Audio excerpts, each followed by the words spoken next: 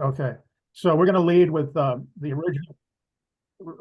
original Boston Tea Party, which was at Faneuil Hall in 2006. And the reason I chose that as a way of introducing myself is that that's where I first became aware of Boston 9/11 truth. And to me, it was the most incredible event I had ever been at. I had basically been alone in my efforts to get people aware of 9/11. And I won't go through the whole thing other than that I had witnessed 2 controlled demolitions in Boston. And I knew right away on 9/11 that something doesn't right, that I had seen this happen before. And I started looking into online and went to 9/11 research. And then I ended up getting running Richard Gage's original prior to Blueprint for the Truth on local cable TV. And I got vilified in the Boston Globe. So I was in total shock. And I ended up reading about the Boston Tea Party. And I even watch it to this day because it's such an inspiring event. If you're into doing street action, which is part of what we do here, people, I mean, I get really enthused by looking at it. And I think you will too, once you watch it again. It's not posted on our website, but I'd like to play it tonight. It's only 10 minutes, but there are a lot of really impressive people there. I mean, it's where I met Chris Bruner, Barbara Hanukkah, Bob Bowman, Kevin Barrett, and Robert Horton. These were all big players in the 9/11 Tea Party there. So you'll get an idea by watching it. And I mean, I would be surprised if you didn't find it entertaining. And so if you can find it, Sue, and start it, that would be I'm great. working on that. I should have had that up and ready. It's on our Anyway, website, right? it's on our website. I think it's on page 8, actually. Oh, thank you. That helps. Okay. You have to keep scrolling, but so anyway, I met Chris down there, and we I signed up to go to his meetings out in Newton, and the rest is history. I participated in Boston 9/11 truth ever since, and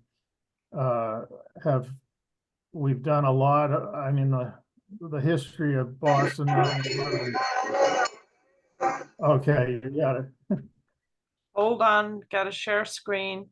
Okay. A slow computer. Give me a moment. I hope we can play it. I'm ready to play it, but I'm having trouble getting back to Zoom to share screen. You found it though, right? Yeah. I did. Okay, here we go. All right, Take it away. Can you see it? It just said start screen sharing. I got a blank space. Yeah. Okay. You started screen sharing, but you haven't selected the screen to share yet, apparently. All right. There you go. There you go. Okay. We ready? Yep.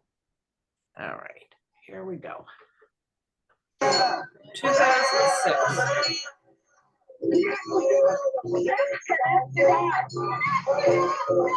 everybody with a dog come up here and sing. We are conspiracy. Our conspiracy is in that tradition of the Boston Tea Party. Our conspiracy is that conspiracy. On 9/11, when I watched what was going on live on television, I was thinking, where are the interceptors? And that was the beginning for me of doubts about the story that our government was telling. Sue, can you get the volume up?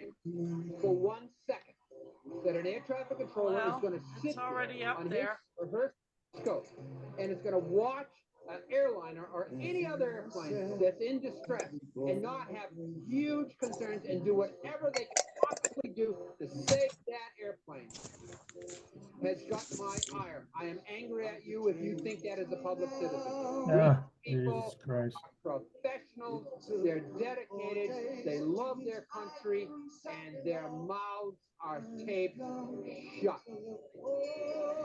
wasn't an activist before this, but this is something that we've never seen before in history. An outrageous, massive, gigantic psychological operation designed to turn people into killers. I guess I got into the business as a professional conspiracy theorist by spending 2 years looking at the highly bizarre coincidences that kept coming out in the mainstream media about various aspects of 9/11. Things like Muhammad Ali's Can magic, people hear this? a ridiculous parody of an Islamist will in it, and it just happened to get lost in the transfer between planes, things like that. Yes, we can hear it. As Donald Rumsfeld said, was an opportunity, not the way he thought though, an opportunity to remake the world, not by destroying the world with military force and violence, but by overturning people's crazy us versus them mentality that's at the basis of the violence and stupidity and greed that is endangering our shared world. The official Is that background music or another channel? Background music, yeah. Okay. It's not on the FBI's most wanted webpage for 9/11 because, quote, the FBI has no hard evidence connecting Bin Laden to 9/11 at all. So if Al Qaeda didn't do it, Bin Laden didn't do it, even Bush himself has admitted that Saddam Hussein didn't do it, and Iraq didn't do it. Who the hell did do it? And I think we know who did it. How many people here in this audience, okay, believe what Dick Cheney said?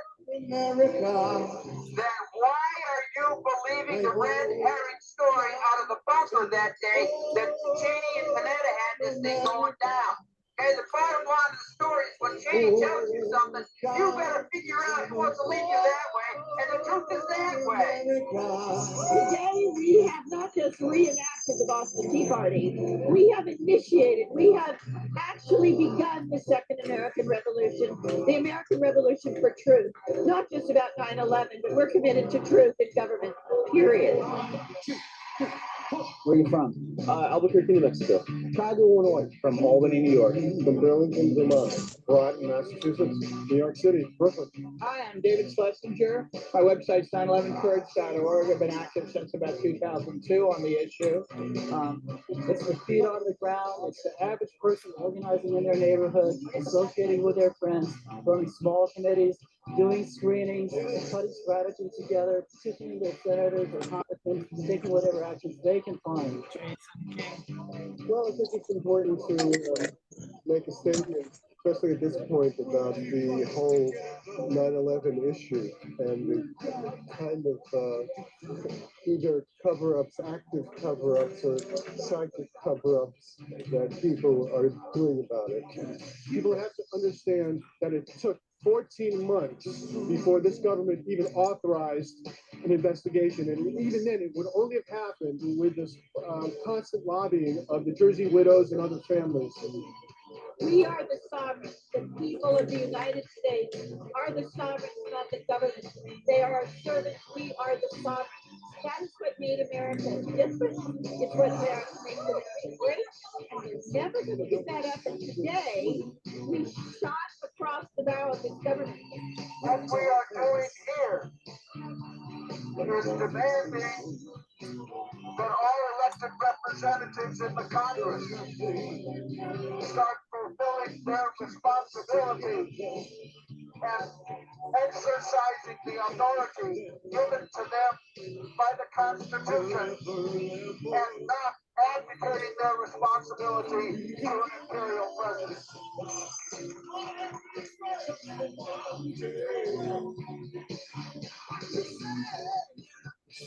For in the name of security, they make enemies.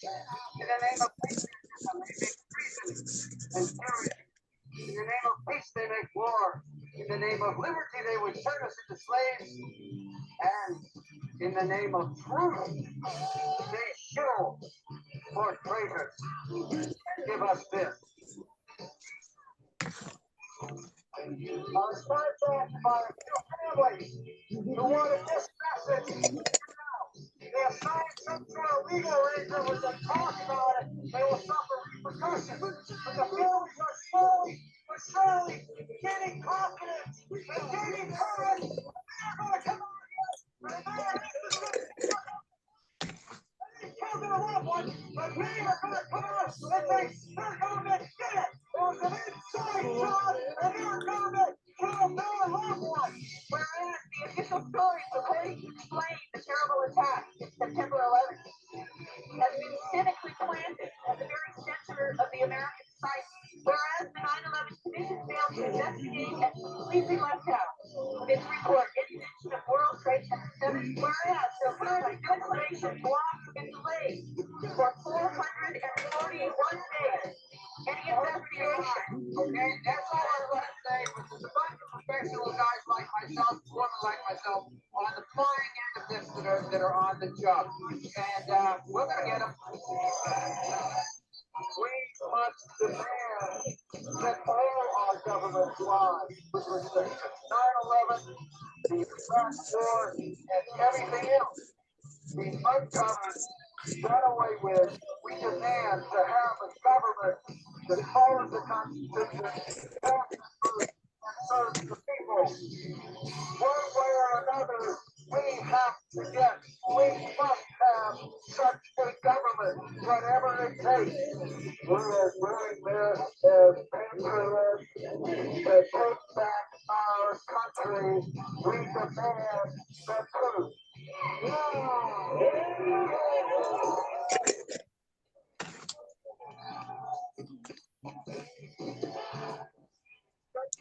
This hearing and the U.S. Congress are hereby advised that the citizenry of this United States stands in uncompromising demand for an exhaustive reinvestigation of all serious testimony, facts, as they relate to the physical destruction of life and property inflicted during the attack on 9/11.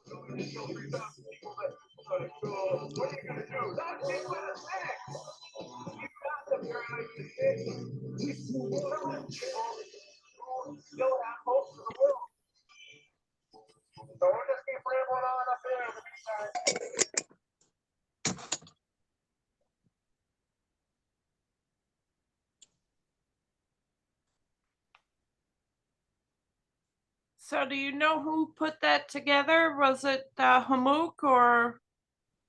No, I don't. Barbara Honegger would know. I mean, she was sort of the organizer. I don't know whether Chris knows. But that's Paul that's Payne used to do stuff for us too. Yeah, it's easy enough to find out, I would think, but, I wish I could hear what I was saying. I couldn't make out what I was saying. I know, it's too bad. It's much more impressive when you can get the volume up and listen to what people are saying, but, Yeah, just if go to you go on our, our website, and go to page 8 and you can find it. right. Find what? Find what? This That video. video. Is it better sound? Oh, yeah, somehow this didn't work out. I see. Okay. It's too bad, but, the point I wanted to make was, I mean, that's my dream, is to revive our group and get out on the street. And rather than engage in endless technical discussions of 9/11, I'd love to get people motivated in the way that the college kids are motivated right now. I mean, and get that kind of enthusiasm that brings everybody, out on the streets and gets, I mean, you can't get away from it, but, the newspapers, nobody can hide from it now. And so that's my dream and what I'd like to see this group be able to do. And I don't know how, but somehow if that day comes, I'll be there. All right. Thank you. Thank you. That is inspiring. That was our heyday. And 2006, that was a long time ago. yeah. And I have those boxes that they threw in the harbor. Wow. I they were in the custody of oh dear, the brain is not working. Rich? No, his friend, who hasn't been called for a while. In Mark? South Boston. What's his name? Mark? Mark. Mark McCurdick. Yeah, so he had to clean out his storage and he asked if I could take them and I took them. Huh. So I've got them in my garage. And one of them I moved into my sunroom. We should change them, Sue, and have the NIST report and do another tea party and throw the NIST report into the 4-point channel. That's a great idea. So anyway, Miles Flag or Flag? Flag, like Craig, except with F-L-A-I-G, Flag. Okay. And hello from Calgary, Alberta, Canada, Treaty 7 territory. Someday I'll go into some details about how Treaty 7 and another 7 resonates. But anyway, Welcome. the opening of that video, there's a gentleman saying, "Where are the interceptors?" And it reminded me of, to quote my friend, I knew him personally, met him once personally. That's the former Canadian Minister of Defense, Paul Theodore Hellyer, who was Minister of National Defense in Canada from 1963 to September 18, 1967. So he knows a little bit about the military operations between Canada and US. He worked with your Defense Secretary McNamara, and that's what he said. There's video of former Minister of Defense Paul Hellyer saying, "Where were the interceptors?" Are you familiar with that? Yep. Oh yeah. So I just wanted to share that. I've got numerous books of his, and he was very much about, he would be a 9/11 truther. Thank you. Well, Bob Bowman flew the interceptors in his career, and he was very aware of why he asked that question, because that was what he got paid to do. He was a colonel and also part of the Star Wars program, as I recall, or he was involved in NASA very Director accomplished. originally in the pre-Star Wars. Right, yeah. Very Mhm. accomplished man. Paul Hellyer, in his last YouTube presentation that was made just before he died, he said that he had talked to a general who had been in the White House before 9/11 in the Oval Office, and they had discussed the upcoming 9/11. I can get that for you if you want. I'd love to see that. Yeah. Yeah. Yes. Yeah. Yeah, Please, send me that. I'd like to see that. Just get your email to Sue or something. I'll call her up and send it to you. Yeah, Send it to thank you. anyone who wants it. Unless it's been pulled. Hey, hopefully can we you get can this sent find out it. to everybody? Yeah, I'll get it from Jack and then send it to everybody. Okay. All right. So anybody else raising their hand to, I don't see any hands raised. Yeah, I- yeah, I will. Okay. You have the floor, David. Thanks. Actually, I'm going to start with a wonderful little story about Richard Gage. We actually, in the committee where we were meeting, did laugh at him, but it's really a compliment to him. Richard is one of the most reasonable people I've ever worked closely with. This was a meeting of one of the 3 local Bay Area groups that we were trying to start to do organizing. And we decided at the end of the meeting that the next meeting would be April 20th. And I said, well, that's a good day to meet. And Richard says, what's so special about April 20th? And I said, Richard, how long have you lived in California? And we all laughed. Does anybody here not know what April 20th is? I don't know. It's I don't know Stoner's either. Day. What? Stoner's Day. Stoner's Day. High school kids invented it in California because that's when they would get stoned after high school. Oh. Oh, So it's really a compliment to Richard that he's a straight guy and he's not hip. So what? Anyway, the first thing that got me interested in 9/11 was when I learned that John Ashbrook had stopped flying commercial 6 weeks before 9/11. There was a CBS announcement of that. And, Janet Reno had upset the huge numbers of people and continued to fly commercial for the full 8 years. She was Attorney General. So I thought that was suspicious. My first thing I did was leaflet Andrews Air Force Base in 2002. I stood on the little strip there where the cars are stopped to turn left to go into Andrews. And a police officer came and told me to stop doing that within 1 minute of me getting there. They couldn't scramble the planes for 2 hours, but they could get me to stop leafleting in 1 minute. I even told that to Amy Goodman, who I saw just a few weeks afterwards. So it didn't seem to have made a difference. I did attend a Kane Commission hearing at Drew University. Kane was the president of Drew at the time. And somehow I got myself into the press conference and I raised my hand and they called on me and I said, is it really true that no planes were scrambled? And they were so embarrassed. And at that event, I heard Senator Bob Kerrey say that the event was 30 years in the planning.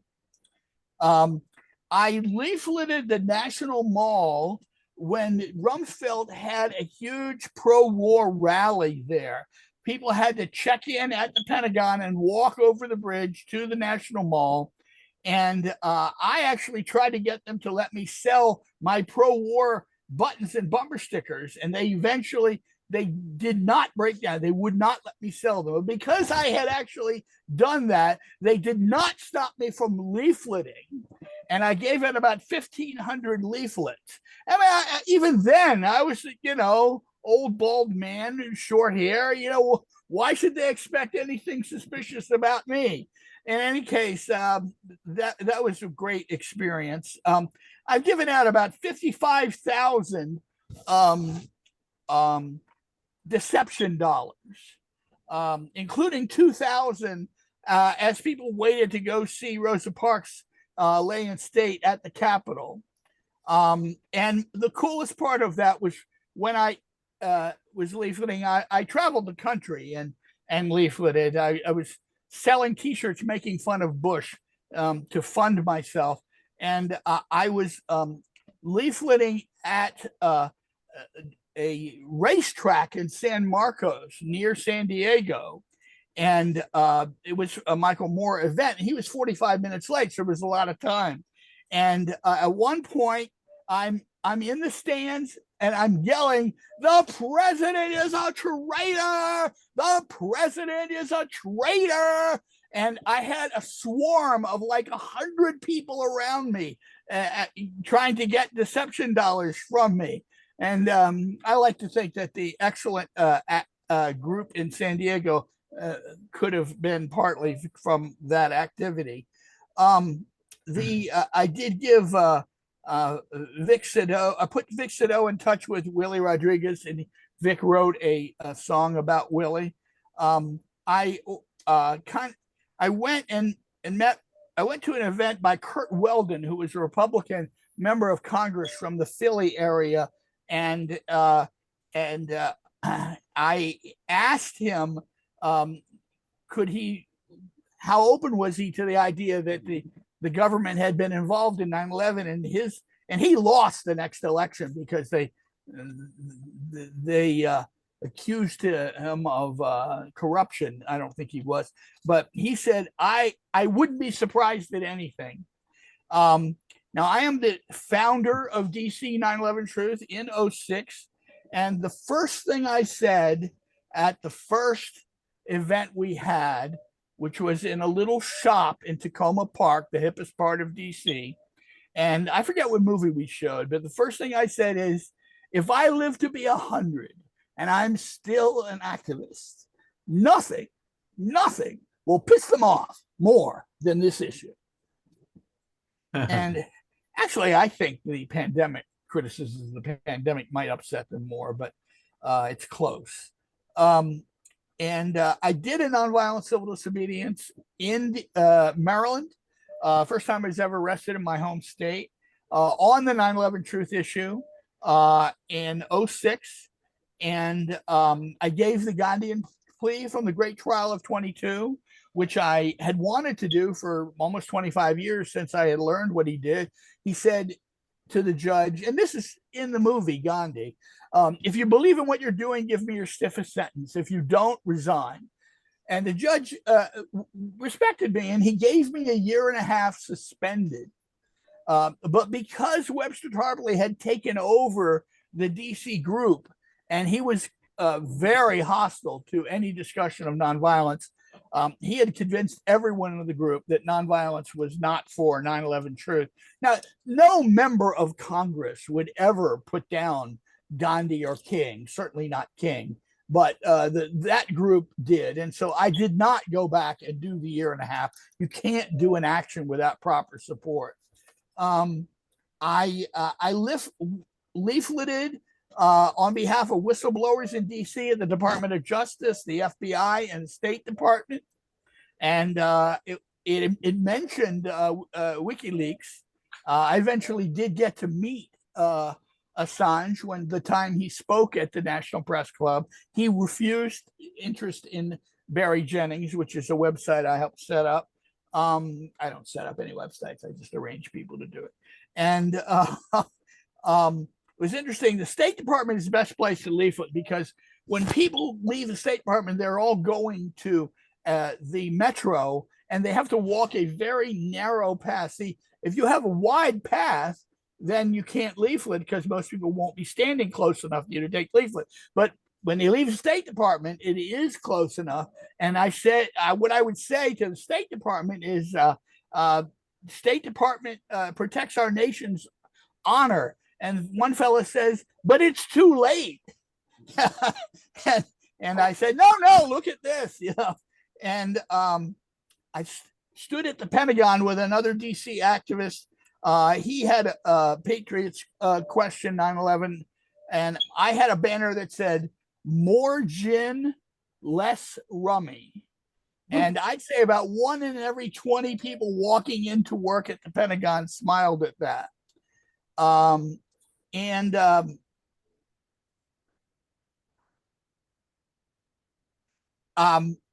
knew John Judge. The first 3 people who were the real 9/11 truth activists were John Judge, Kyle Hentz, and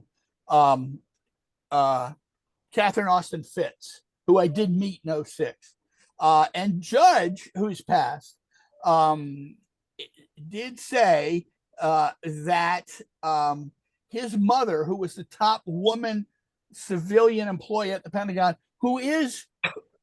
she was told to call up people for Vietnam on the Monday after JFK had been killed. And he thought he was a major leader of the JFK investigation. But the most important thing he said is that he knew from spending time at the Pentagon that 90% of a Black Ops budget is diversion. And I'm guessing that's 10 minutes. Yeah, very close. Yeah. You have 10 more seconds. No, that's right. I have 12,000 words in my website, and about 2,000 words are blackened to make it easier to skip around. But if you let me speak for the only person speaking, I will go into greater depth. All right. That's very impressive, David. That was great, David. That was Glad you like it. Glad you like it. Yeah. Very good. Wow. The father of 9/11. I don't remember what it is. All right, Were anybody we else? assigned a theme to talk about? What we're What, doing you talk about how is you got involved? How you got involved, and then for how any you, subject on 9/11. Oh, okay. and how you Do came you want into to speak, Boston Richard? 9/11 truth. Yeah. Yeah. Sue, I had thought, Sue, that you had said that it was sort of, let's each share how we found our way into 9/11, or somehow that's how it was in my memory. But at any rate, first I just want to thank Al for showing that video. It just brought back so many wonderful recollections of my engagement with so many of you guys here, and so many others who stayed with the fight for 20 years since then almost. So it was really uplifting, heartwarming, Al. Thank you. And also it just reminded me of kind of, Al, how you and I first got engaged with each other, as you pointed out, that was a meeting ground for so many of us that they then began to network together. But I'll just say a few quick words about my own involvement, and some of you guys know my story anyway. I had a client who came to my office. I'm a marriage and family therapist, licensed mental health counselor. But a client who came to my office weeping one day, and I said, "What's wrong?"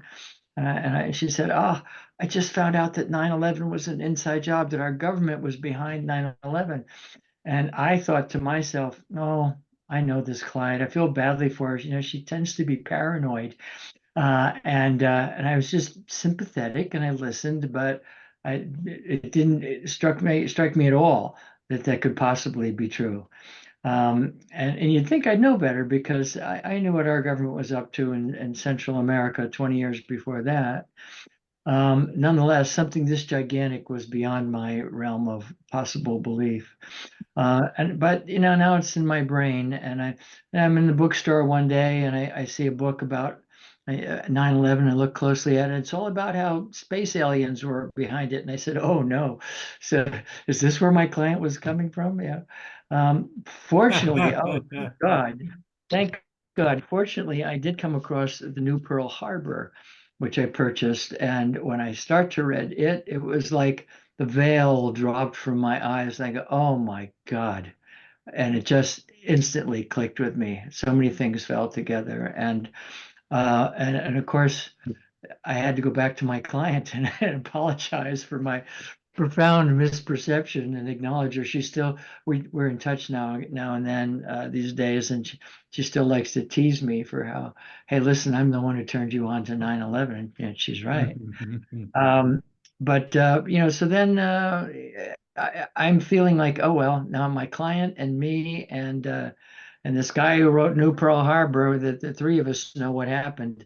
But what do we do from there? And these were back in the days when the Boston Globe, printed some real news stories, like one about a group that Joe Lapizzi had kind of met together with, who these are people who are saying, boy, something doesn't sound right about the events of 9/11. And as soon as I saw that, I said, oh my God, it's not just me and a few other people. I bet there's people all over the country that are thinking this way. I called up Joe Lapizzi, and we sat down to strategize over coffee. What could we do about this? And he said, well, why don't we make some signs and get some leaflets together, and we'll just stand out at a traffic light and we'll start handing them out. So we did that out in Arlington. Me just sort of terrified, like, is somebody going to want to kill us for challenging this story? So Joe and I started meeting on a regular basis, and in no time at all, we're finding other people that had the same kind of concerns. For a while we met in my office, and then for a while we met in my church, and then eventually, the whole operation turned here to be online, and that's made a huge difference in terms of our ability to connect one another. But I also feel like, that the event we had at the West Newton Theater, where we showed the 9/11 Mysteries movie, where we had like 200 people come, and then the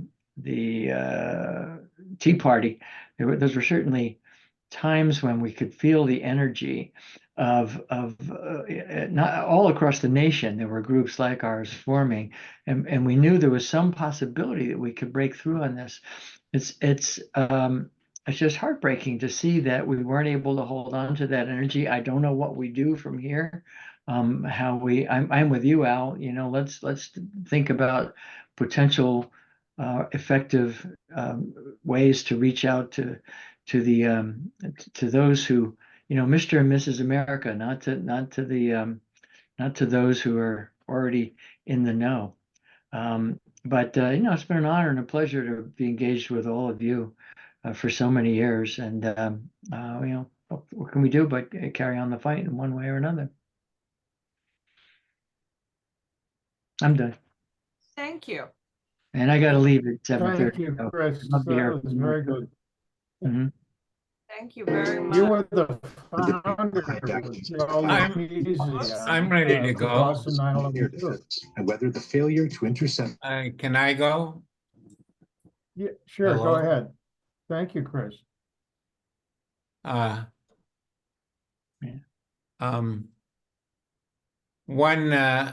been thinking recently that one way we might expand knowledge a little bit would be by trying to go back and do programming and provide information that links the Kennedy assassination, the coup of 1963 to 9/11. Mm-hmm.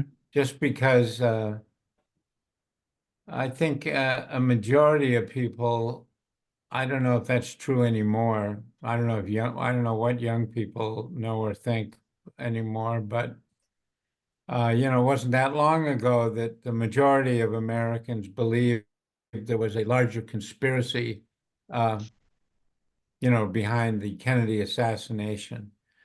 Public knowledge probably never got much deeper than what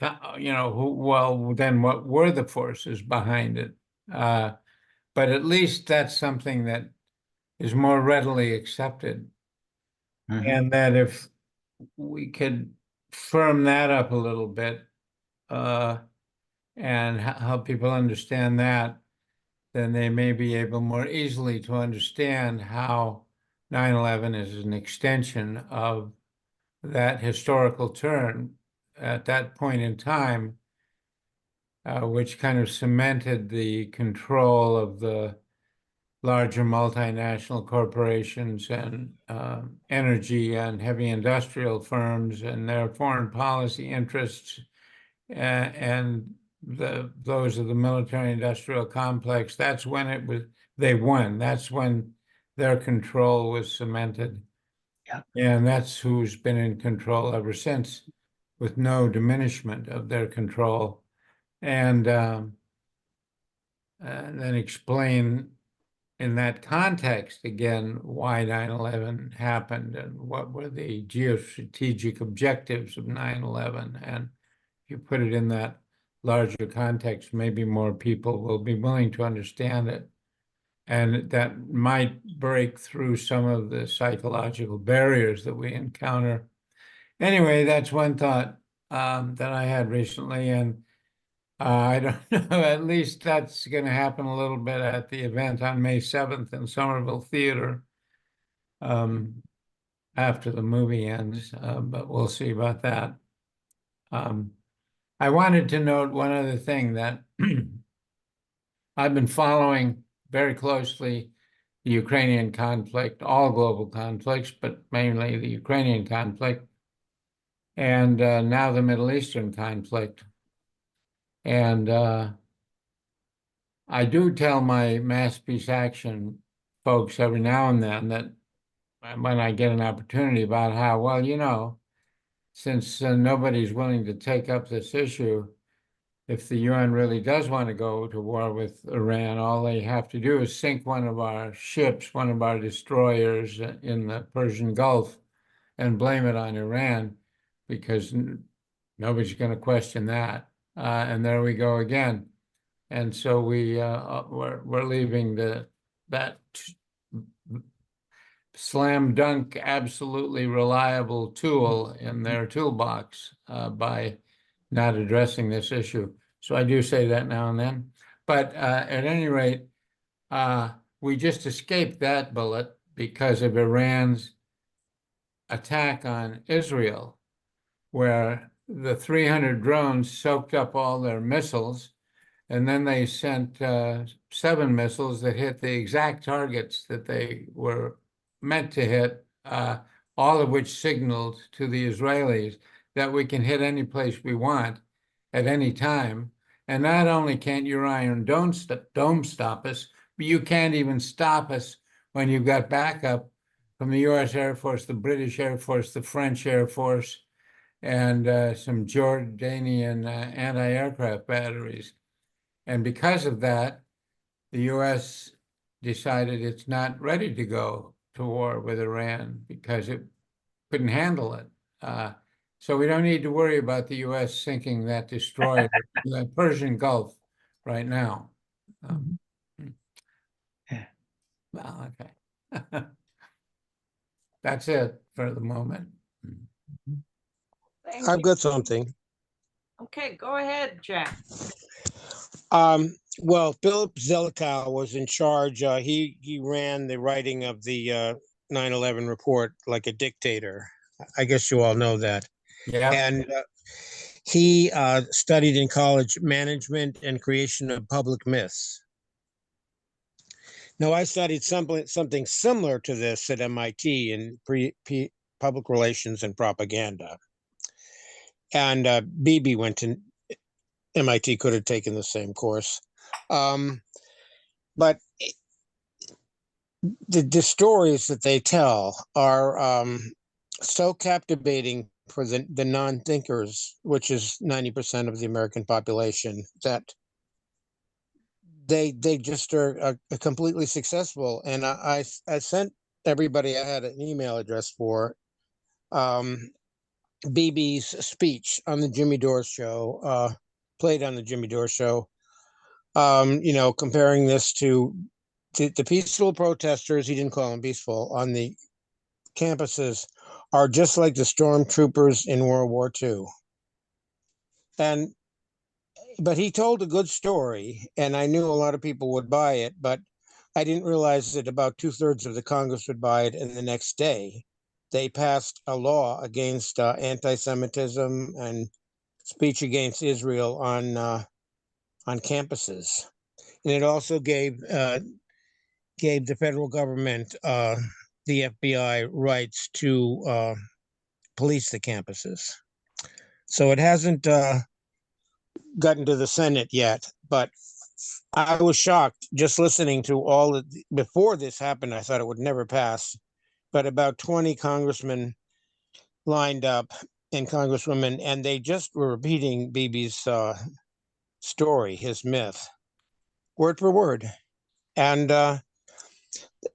that story is shocking because it's stormtroopers, World War II. You know, we won World War II and now we're giving it all up, you know, and these totally exaggerated stories about or made up stories of the protesters against the Gaza genocide as being attacking Jewish people. Most of the protesters are Jewish. But you can't get that through to Joe Sixpack because he's already made up his mind, and that's it. That's how it works. It's very advanced stuff. Yeah. Interesting article. I read it. Thank you for sending it along. Richard, could you just enlighten us on how you originally came to 9/11 and where did you join? Well, I'm trying yeah, to sure. remember if you had. Okay, well, you I first showed had, up at Chris George. okay, well, I had, Hello? for many, many years, I had been a scholar of U.S.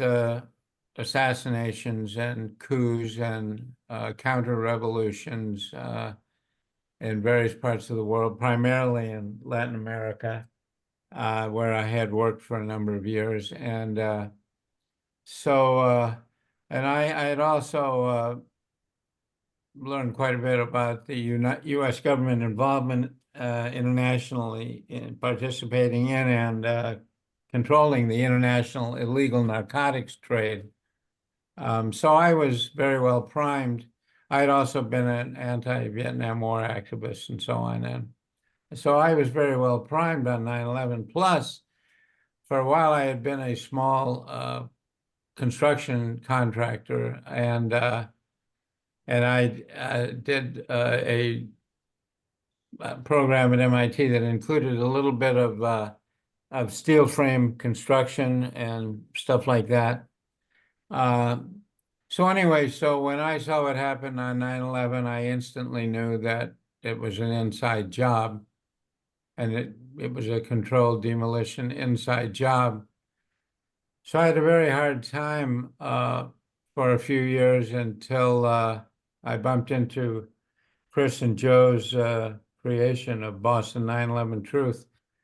And the therapy provided therein has always nurtured me ever since. And so that's kind of how I came to it. But boy, was it tough for a while because, you know, I would, you know me, I talk. So I did talk to family and friends and colleagues at work at a little bit of peril. And it was extremely rough going for a while. Fortunately, I was eventually able to convince some of those people or get some of them asking questions. And so that was very helpful. But anyway, boy, it is tough when you understand something like this, and not many other people do. Right. It's true. Miles, Thank you. Miles has his hand up. Hi, everybody again. Yeah, I thought I'd take just a few minutes to talk about Paul Hellyer, former Minister of Defense. First time I met him was in 1990. Pardon me, March 4th, 1991. And I either purchased his book or he gave it to me at an event, and it's inscripted to Miles Flanagan, appreciation for an excellent meeting. Paul Hellyer. I won't go into details about that meeting. 1991, when I first met him, and reestablished connection. I can't remember exactly why, but something sparked my interest in him again, you know, and no doubt because perhaps I possibly saw him in a 9/11 related video, which I posted an example of this 9/11 video where it's about 20 minutes, but there is one point where he does say, you know, on camera, well, where were the interceptors? It makes no sense. And then another video that a link to a video I posted was when I had him do a discussion on a book that he wrote, the title of which is Hope Restored, My Life and Views on Canada, the US, the World, and the Universe. I found him to be a very deep thinker and an exceptionally honest man of integrity. And in fact, the reason he left government was he was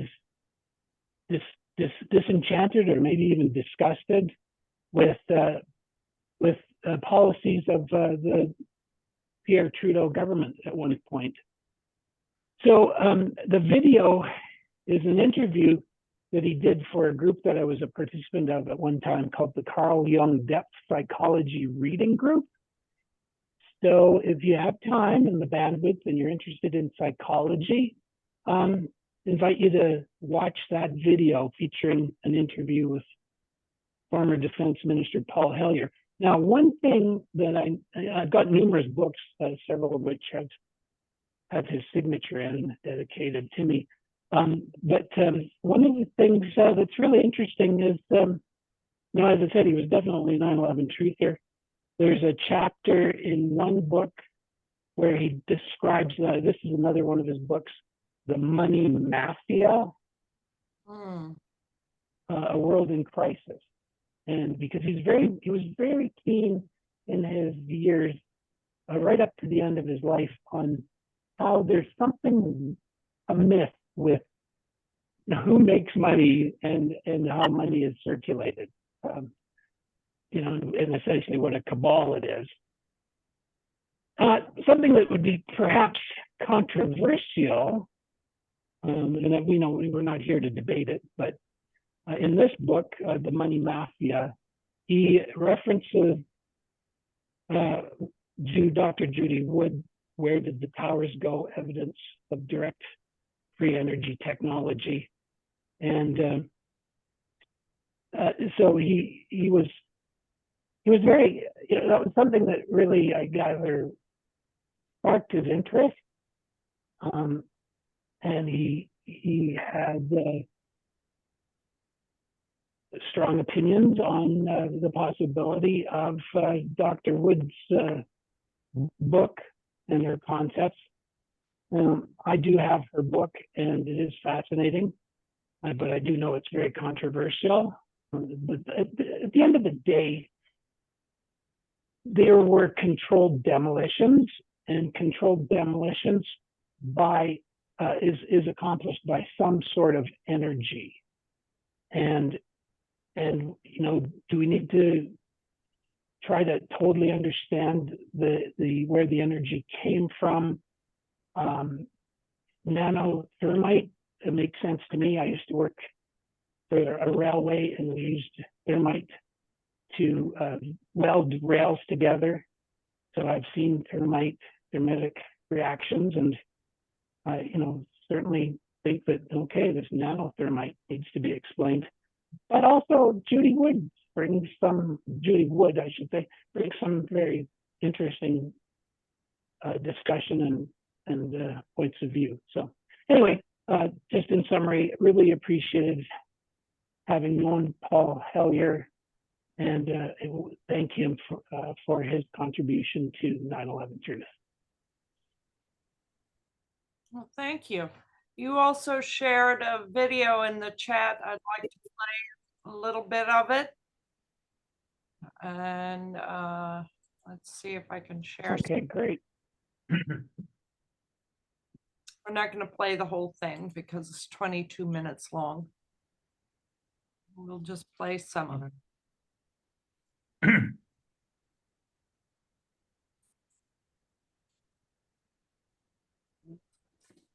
What initially raised suspicions on the true role of the military on September 11 is the fact that the U.S. air defense, which is arguably the most advanced and sophisticated in the world, was unable to intercept even one of the 4 hijacked planes in the course of over 1.5 hours. I remember thinking, where on earth are the interceptors? I'm an old interceptor pilot, and it's absolutely unbelievable that hijacked airliners could fly around for an hour and 40 minutes without being intercepted. As a former Minister of National Defense, why did airplanes fly around for an hour and a half without interceptors being scrambled? Take them, with a quick reaction alert. They should have been in the air in 5 minutes or 10 minutes. If not, as a Minister of National Defense, I would want to say, why not? This astonishing failure to respond was remarked by Senator Mark Dayton in the post 9/11 congressional hearings. What I find much more shocking and alarming were the repeated and catastrophic failures of the leaders in charge and the other people responsible to do their jobs, to follow established procedures, to follow direct orders from civilian and military commanders. The official justification for this failure is a series of blunders, miscommunications, and mistakes that has come to be known as the incompetence theory. On that day, you saw a lot of well-meaning, confused people struggling to make sense of a terrible situation. They didn't even know where the planes were. One argument for the incompetence theory is that the air defense was conceived to protect the U.S. from external threats, not internal ones. The fact is that our air defenses, the whole NORAD system, was not at all geared towards protecting us from domestic aircraft. Quite the contrary. It was all set up to detect aircraft coming in from overseas. La difesa era predisposta per difendersi da attacchi provenienti dall'esterno. L'America era come fosse un castello con un fossato, ma questi hanno usato una catapulta per entrare, saltando il fossato, si sono trovati all'interno del ventre mole dell'America e l'hanno potuta scolpare. What the debunkers forget to mention is that the responsibility for tracking internal hijacks has never fallen on the military to begin with. This has always been the duty of the Civil Air Traffic Controllers, the FAA, as explained by the Secretary of Defense himself. So the Department of Defense was oriented externally. Radars were pointing out, not in, and the FAA was the one that then had the responsibility to say there's a hijack. Only then, explains author and researcher Nafiz Ahmed, is the military requested for assistance in scrambling their jets. Standard operating procedures dictate that as soon as a plane flies off course, the FAA will contact the plane and try to ask them what is going on. If there is a problem or if they cannot establish radio contact, then immediately the FAA will contact the Pentagon, who will, within a matter of minutes, a maximum of 10 minutes normally, will scramble fighter jets to intercept the civilian plane and to analyze the situation and see what is going on. The FAA authority over the national airspace is clearly acknowledged in this exchange between the military from September 11. If you can, hand the fighters over directly to FAA so that they're still under FAA control. We're never going to take them. Just work with them, coordinate with them as best as you can with that. Take them to the area and let them handle that airspace. Another argument for the incompetence theory is that by turning off the transponders, the hijackers had made the airplanes very difficult to be tracked on radar. That can't be overstated. The fact that once the hijackers turned off the transponders, you had air traffic control who were looking at something like 4,500 primary radar clips. They were trying to pick out the plane that they just lost. Non sapevano dove andare perché i terroristi hanno disattivato un dispositivo che si chiama transponder che localizza l'aeroplano. Spento quello, puff, sparisce il puntino. E dov'è? Non si sa dov'è. This is not true. When the transponder is turned off, the controllers lose the information on the altitude, but they can still track the plane as a primary signal. The following example shows how long it took an air traffic controller to find American 11 on his screen after he was told the plane had been hijacked. Good morning, Washington. I got a situation here with American 11.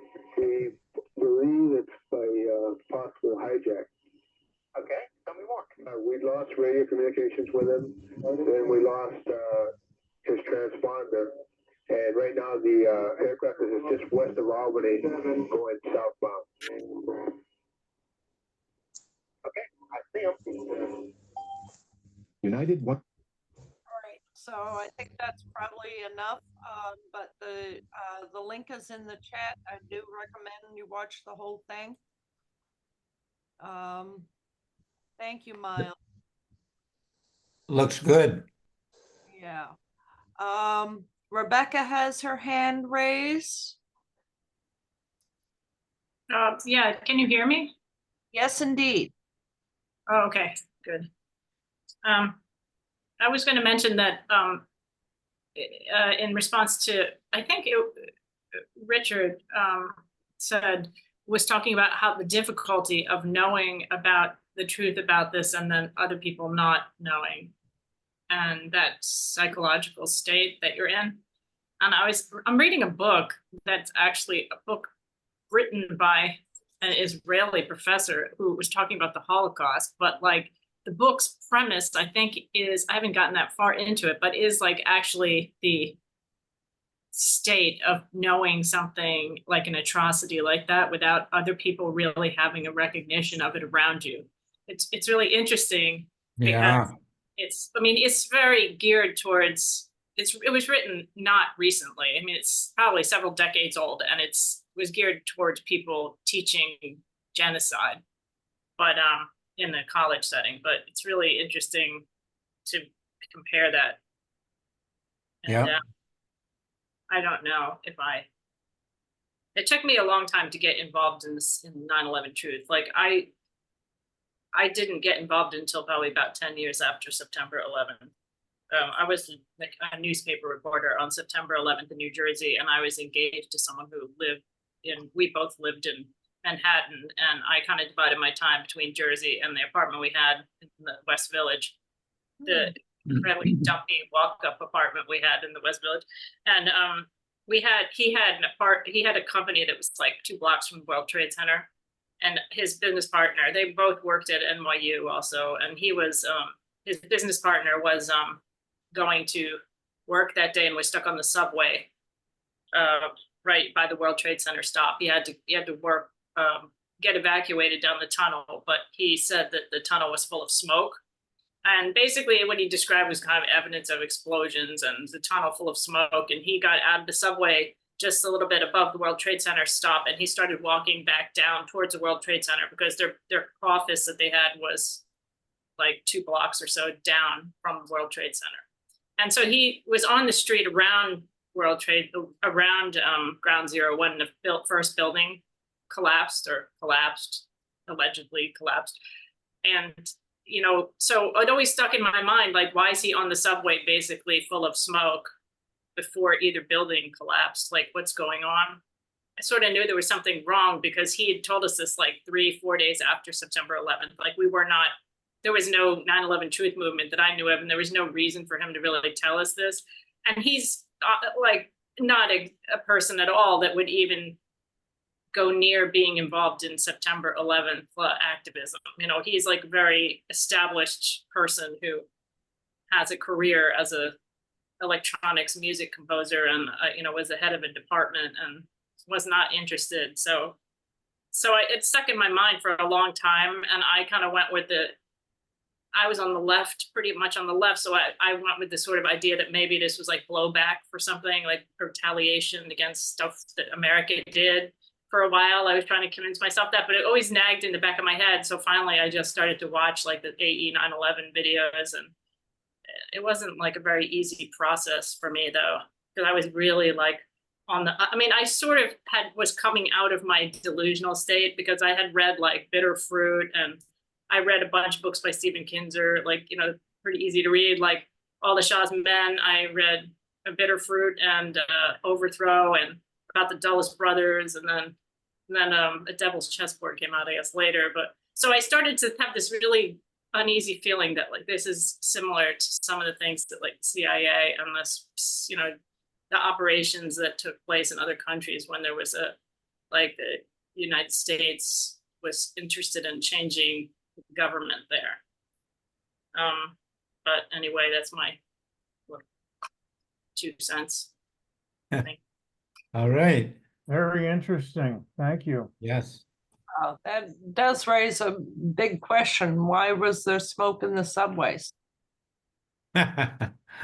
And now it's not that big a question, but at the time it was, I don't know. Going back to that time is such a, like, I just can get, that feeling that I had for someone, like for years, I had this feeling of dread. Like it was very difficult to make a transition into actually recognizing like the truth. I guess you know, like actually going to confront the research. And I did have a couple friends that were pushing me to watch like Richard Gage and some of the documentaries. So that's.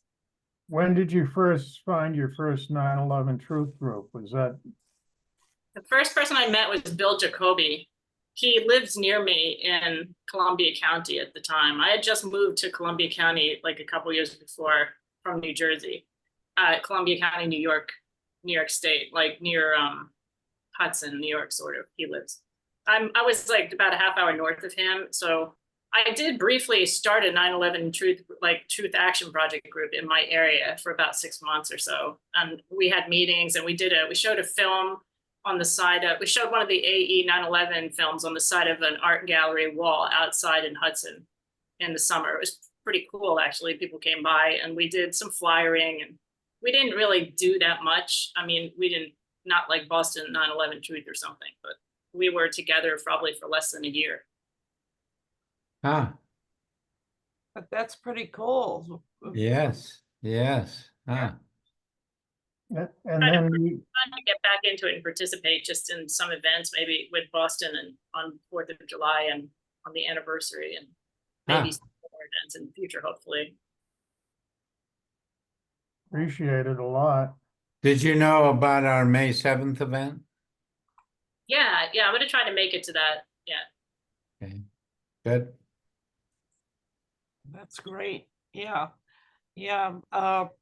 Everybody try and get to Somerville Theater, May 7th, 7 p.m. to see Peace, War, and 9/11.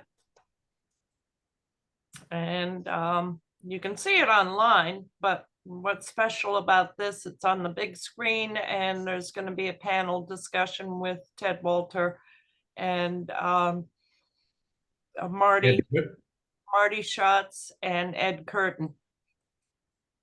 With Richard moderating. So it should be Any other volunteers to talk about their history in 9/11, how they got started, or are we getting down to the agenda items for the night? Well, I have something to say. Oh, go ahead. Go ahead, John. Go I ahead. can back up what Bob Bowman said in that video. I was an officer in the Marines, and I was in Okinawa, Japan, the island, and a little island off the coast of Japan. And I spent my toddler years in Okinawa. Oh, cool. Yeah, my father was in the Air Force, and we were stationed in Okinawa when I was between the age of 2 and 4. Well, maybe you were there. We used to go to the officers club at Kadena Air Force Base because they had terrific food there. And we were free to go anywhere on the island. And so I started making friends with these pilots, bomber pilots, fighter pilots, etc. And the fighter pilots were always on hair trigger. They were always ready to be called. They'd be sitting in the restaurant there, but they'd be ready to be called, and they often would just rush out of there, and they'd go to their plane, and there was already a crew there. There's a crew there that just sits by those planes and for emergencies, and they start the engine. They get ready to help the pilot up the ladder into the plane, and then they pull the chocks and disconnect any wires. And 1 or 2 minutes after a pilot leaves the officers club, he is taxiing, towards the runway with a plane all ready to go. And that's what we're paying these pilots for. Now, there was never any attack on Okinawa, but they did jump up and go out and check, unidentified vehicles, unidentified planes a lot. And so that would have been the same at Andrews Air Force Base.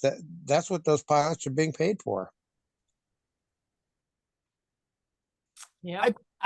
I was in Tea House of the August Moon in high school, which is a comedy about the Okinawans making fools of the Americans. Right. Oh, they want us gone, but that's a different subject.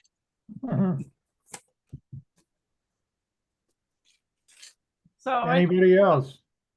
I guess I'll go. You want to go? Okay. Yeah.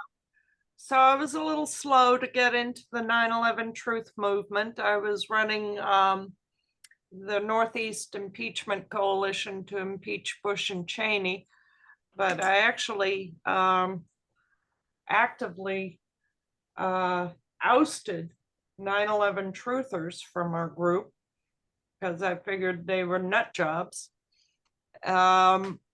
So it wasn't until early in 2007 when I watched Loose Change and things started percolating.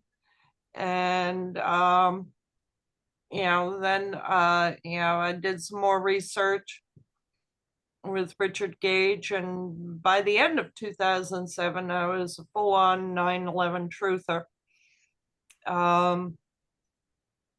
But I was sort of like Rebecca. I figured 9/11 was blowback beforehand, before I looked into the controlled demolition. And it really,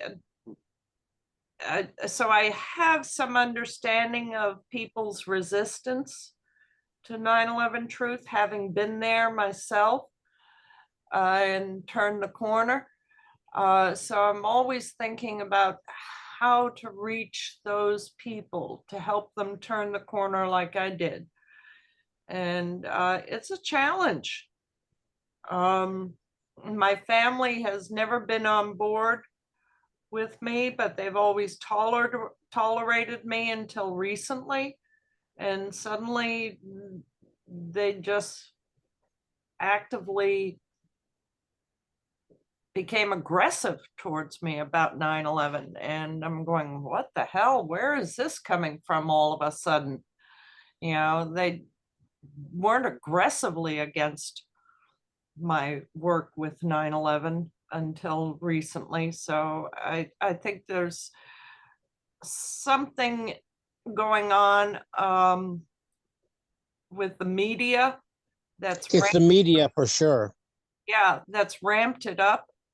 The whole disinfo campaign that's going on with the media, that if you say anything that goes against the government, you're a disinfo person and must be censored. That's something new. We really didn't experience that in the recent years after 9/11, but we're definitely experiencing it now. To some degree we did, but it's ramped up something terrible now. The whole Well, there's so much money being spent on this mind control in the media. They've been spending it every year since before 9/11, since JFK was killed, actually, but especially since after 9/11, that they've really figured out how to control the mind of the average person. And the only way to get away from it is to turn off the TV or NPR, but people will not do that. They just won't. Well, and also the consolidation of media has really solidified since 9/11. There's tremendous consolidation. It's all goes back to Vanguard. And it's an uphill battle. It really is, but it's a challenge for us and we have to meet it. So would anybody else like to speak about how they came into 9/11? I have one more thing. Okay. This is addressed to Al, but also everybody listening in. Was that a video you just showed, a Dave Von Klein's video? No. Well, his videos are very much like that. And I asked that Dave, if you ever deal with him, be given a lot of leeway. He's an artist. He's spoken here before. He's spoken here. I know. I was there, David, but Okay, very good. People were critical of him, but he's an artist. You have to understand that artists are different. I could never make a video like that, but an artist can. They think differently, and we really need to have space for Dave von Kleinst and anyone else who's an artist in our movement. Thank you. Just for some information, the video was, it says at the beginning, the video contains a portion. What we watched was a portion of the excellent 5-hour 9/11 investigative film, September 11, The New Pearl Harbor by Massimo Mazzucco. Oh, yes. Okay. Yeah, he's a friend of Dave von Kleinst. He mentioned that. Okay. Drew, I'd like to follow up with your remarks about the disinfo in the media. I don't know how many people have been following the protests. It's hard not to.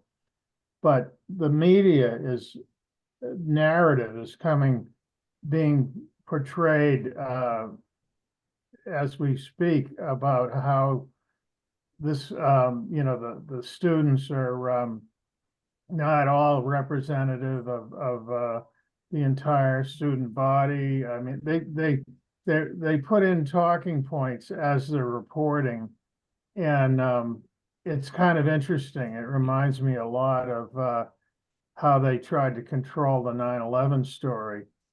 And I really think that the protesters are going through the same thing that we have been going through, and this common ground with them in terms of what we can learn from what they, how they are being treated, how they're, how much success they're going to have and how much coverage they're going to get.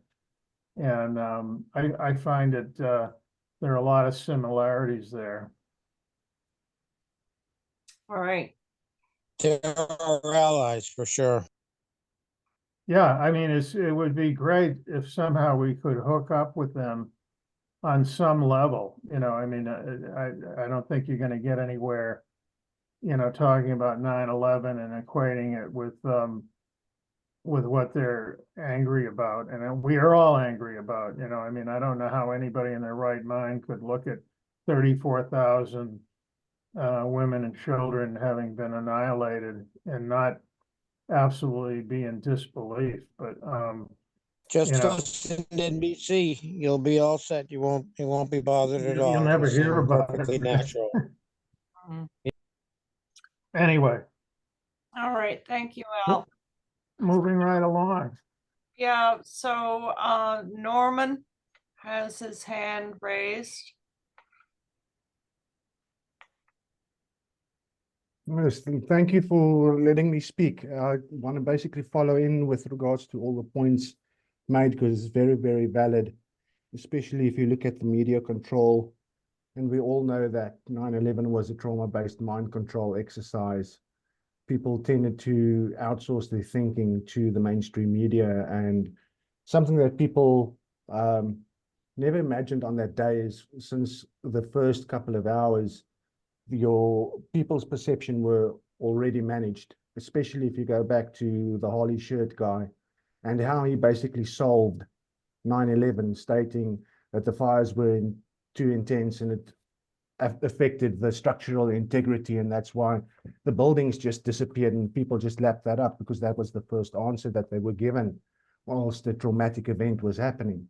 And just like when the second plane hit the South Tower, within 45 seconds after that hit, the guy on the TV basically said it's Osama bin Laden, and it basically took the government a day and a half to figure out who actually did it, and then everybody basically ran with it for the rest of the day. And that's the thing. People don't realize, and this is something that we've all, if you a real critical thinker and you actually think about things, that's exactly what happened to us during COVID. And all the information is coming out now. You had a whole bunch of conspiracy theorists and tinfoil hatters basically stating something is up, something is bad is going to happen. It's 4 years later, and we can see the fallout happening now. And that's exactly the same thing that you can pull back to 9/11 and all the bigger events during the course of the years, USS Liberty, Hiroshima, all the JFK, everything. The only problem is we're sitting with a bunch of people that are my age, that were maybe in their 20s when a major traumatic event happened. In my case, 9/11. For a bunch of other people, it might be JFK when they were younger. So various traumatic events keep on happening, and it moves through various type of perception management and propaganda stuff through the years. And we do know that the US military basically started the initial psychological warfare institute in the early 1950s. Now, if people don't realize that agents and certain talking points are put into play into the avenue of truth seekers to corral them into a certain way of thinking, and you don't open yourself up and realize that that could be happening, then you leaving yourself with a blind spot. There are a lot of technologies and stuff out there that people have no clue about. If you're looking at stuff like popular mechanics, and if you follow a couple of engineering profiles on the internet and places like X, that's a little bit more open these days, and that's the only reason that I actually joined X was to see what's going to happen and what conversations are going to be held. And there's a lot of uncomfortable conversations being held, and people are reassessing what they thought to be true. And if you go back to the work of Nikola Tesla and what he was doing with scalar waves and things like that in these whole free energy aspect, DARPA is now working on a satellite and drone-based system to beam wireless electricity to various army bases. If you go back to the Panama invasion in 1989 and you watch the 1992 Academy Award-winning documentary, The Panama Deception, they were testing out new weaponry in 1989, and they were using directed energy weapons to cut through cars and to melt people. If you go into the Star Wars in Iraq, that came out in 2006, and they were talking about what they were doing to people in 2003. The same was being done to people in Lebanon by Israel. America and Israel has been working together on directed energy weapons as far back as the early 1990s. So if you don't go look at the historical record, information that's out there, then you've got no idea of what they are capable of. So, and it's the same thing in 9/11. There are a bunch of different things that have happened since 2005. If you go just read the books of Andrew Johnson and you go look at the scholars for 9/11 Truth with regards to Jim Fetzer and Stephen E. Jones, and you go do a little bit of research and you go find out about that famous paper Stephen E. Jones wrote with regards to the nanodust that was found and all of that, you will find that there are numerous people that have debunked that paper and pointed out everything that's wrong with it. So you can't just, and that comes into the psychology of a traumatic event. People want an answer. They want a quick answer to their question. And as soon as they've got that answer and it's given to them by the mainstream media or whoever, they don't look further. That's the difference with me. I went through all the different stages when I started looking into 9/11 because I'm in South Africa. I haven't got the PTSD or the emotional involvement with regards to what happened on my home soil. If something like that happened into my country, yes, then I might suffer from more PTSD or trauma-based or anything like that. I can remember what kind of effect it had on me when I was 24 years old and I was looking at it on the TV, and something just told me there is no way a plane could cause a 110-story building to disintegrate on a molecular level. And the dust cloud wasn't hot. People didn't get burned, but you had 1,400 cars that turned just vaporized. Some of them didn't have engine blocks. You can't even realistically, and don't lie to yourself, say that some sort of warm dust cloud caused a whole engine block to disappear. 1,400 of them. And then you've got live video of people that are less than a block away when that dust cloud came over them, when the North Tower came down, and the cars around them are fine. The people are fine. So that whole aspect of the warm dust cloud, and there was microscopic spheres that caused all these cars to get damaged like this. Sorry, it doesn't make sense. People tend to want a quick answer to their question so that they can move on and they can go watch the football over the weekend and go have a barbecue. And that's the thing. COVID was a good thing because people are seeing through the lies. This is the first time that people have actually seen in real time what's going on. There's a bunch of youngsters who aren't listening to authority. They make up their own minds and they look at all the different aspects of the conversation and the points raised, and then they make up their own decision. But you can't see that there are 5 narratives out there and only look at 3. And that's my journey that I've had with 9/11, because initially the whole I can remember the first time that I saw Richard Gage with these 2 cardboard cutouts of the 2 twin towers showing, okay, fine, this top piece just can't fall through it at real speed. And then I watched John Cole's thermite experiments, but I never escalated that to a 110-story building, because thermite is an incendiary. It's not an explosive. Even when I talk to Wayne Costa with regards to his propelled demolition paper that is written, that's not published anywhere, that's not peer-reviewed anywhere, he couldn't answer me with regards to what happened to the core, because according to him, everything was painted on the inside walls, and that's what caused the so-called lateral explosions were 600 feet further. But if you go look at the damage at the World Trade Center, the buildings across from 110-story buildings had no rubble on them.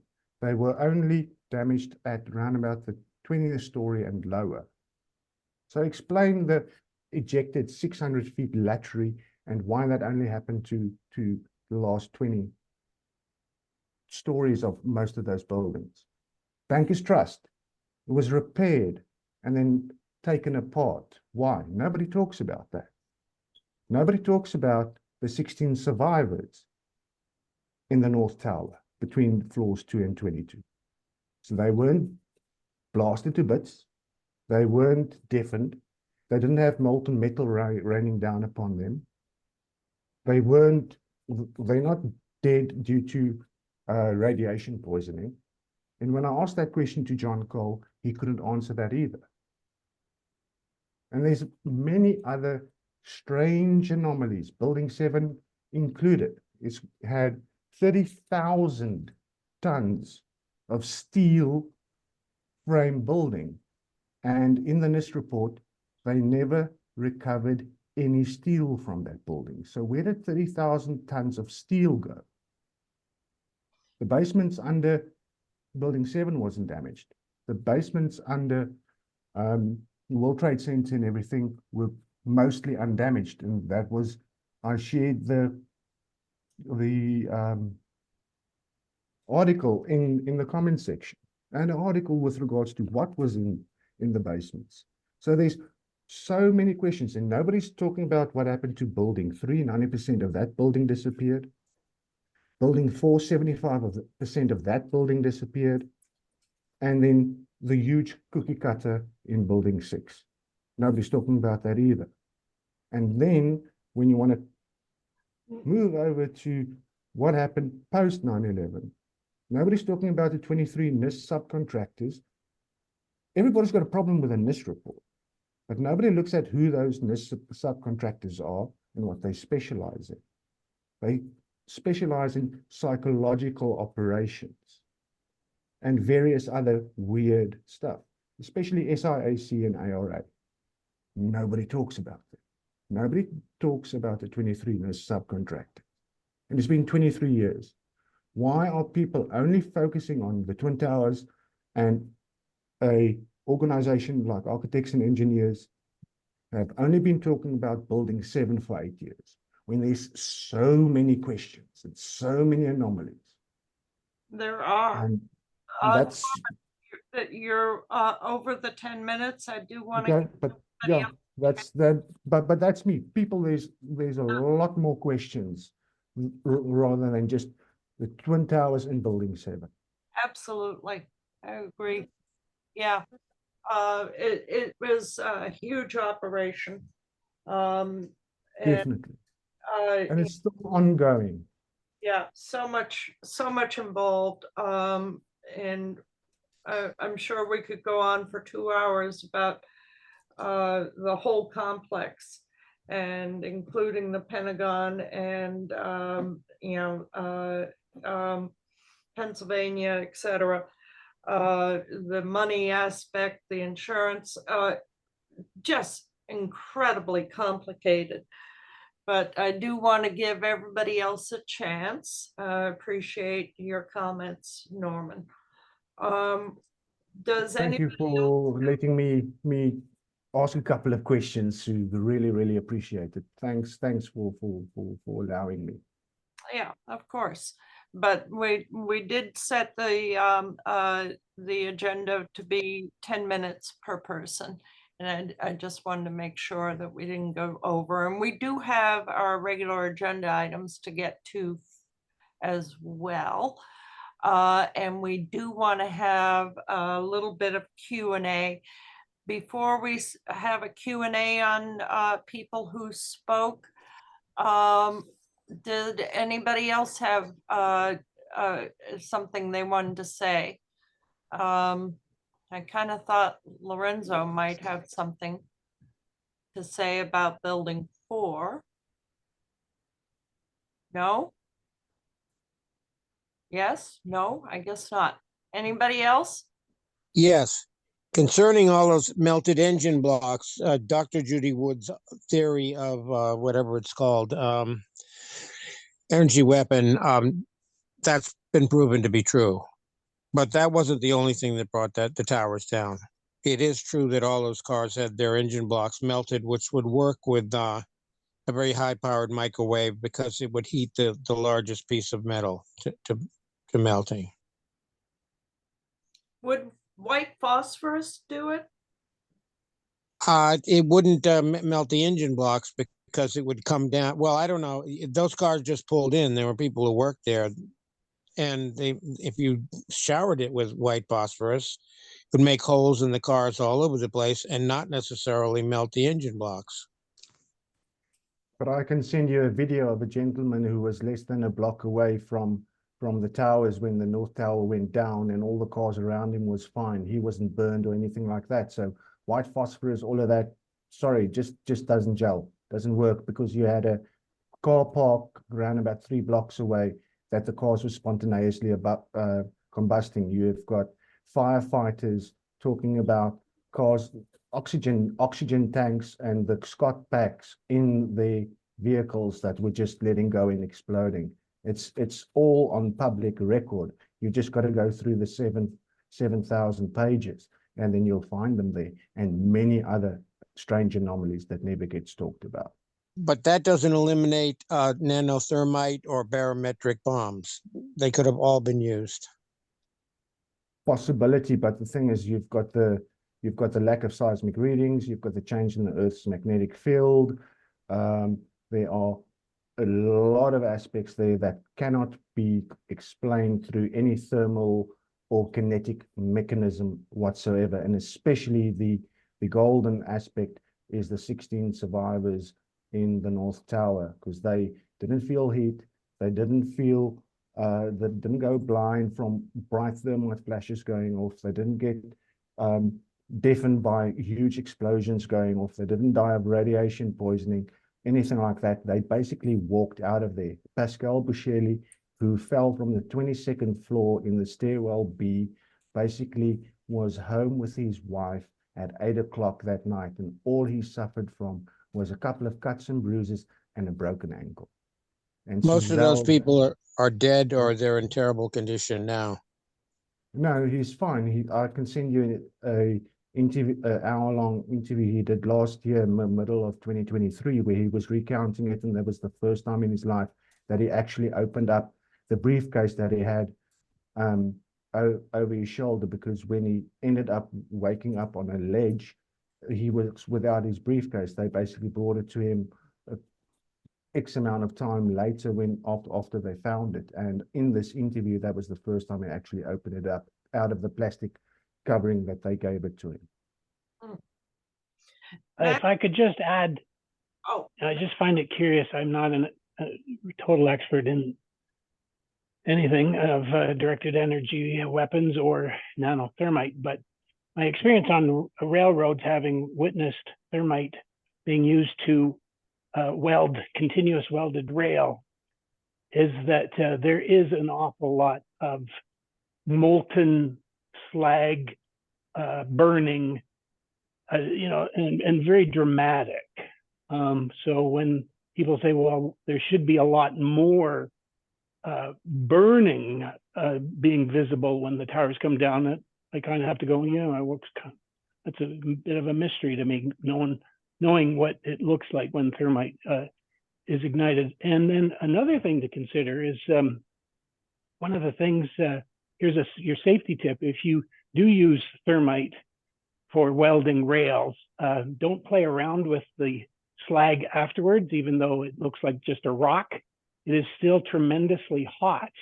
And tragically, some railroad workers thought it would be fun to pick up a piece of this slag, throw it into a nearby pond, and it exploded because it's like a core of slag with molten material in the middle.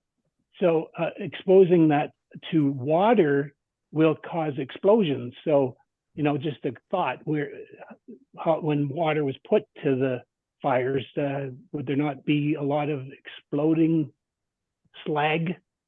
Anyway, just some thoughts. Yeah, because you actually had water mains that were busted, and you would see the firemen wading through the water. And if you look at the NASA thermal imaging, they would state that the areas where the pictures are taken of these firemen wading through the water was supposedly 800 degrees Fahrenheit. So another problem with regards to that talking point, there are many of those, and most of the people who denigrate the work of Dr. Wood have never read a book. They've never read her QTAM case, the case that also went to the US Supreme Court. And when you ask any of the so-called 9/11 celebrities with regards to that, and I've got many interactions on video in various Zoom calls, they all deny it. And then I've got video evidence of them in the same year, a month earlier, confirming that they know about it. And none of these people are willing to have a conversation with me directly, because I can prove that they are telling you half-truths. Maxwell has his hand raised. Yeah, first I want to say that, I am in the camp of directed energy weapons, but you have to recognize that that is a wide spectrum of weapons, and their output needs to be better defined. And my issues with Dr. Judy Wood is that she doesn't have a premise. She doesn't power it. She doesn't really say, well, this is electromagnetic waves going this way or that way. Now, I don't want to take away my own fire because the presentation I gave to Boston 9/11 Truth on March 21st is up on the website, although there's not much of a description around it. But I've discovered through my research that I think it was 4th generation exotic nuclear weapons that you know used in a you have multiple devices per detonation level and multiple detonation levels. But something that was throwing me off, and I'm going to bring this up, that has to do with like that engine block thing. According, I have read Dr. Judy Wood's book, and several times, and she made a mistake there. She's looking at this a fire engine, and the front end of it is kind of looks like it's mushed in, but the engine block was not vaporized.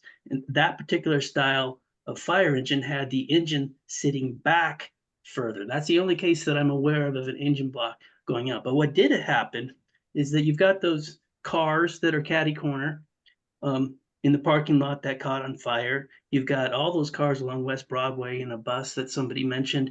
Those are pretty significant. And how my premise answers that is that, well, one is it that the offshoot or one of the side effects is electromagnetic pulse, which when it goes line of sight and hits other metal line of sight, it can induce eddy currents that if they're great enough, they can cause the metal to heat, which could cause paint and other things to burn.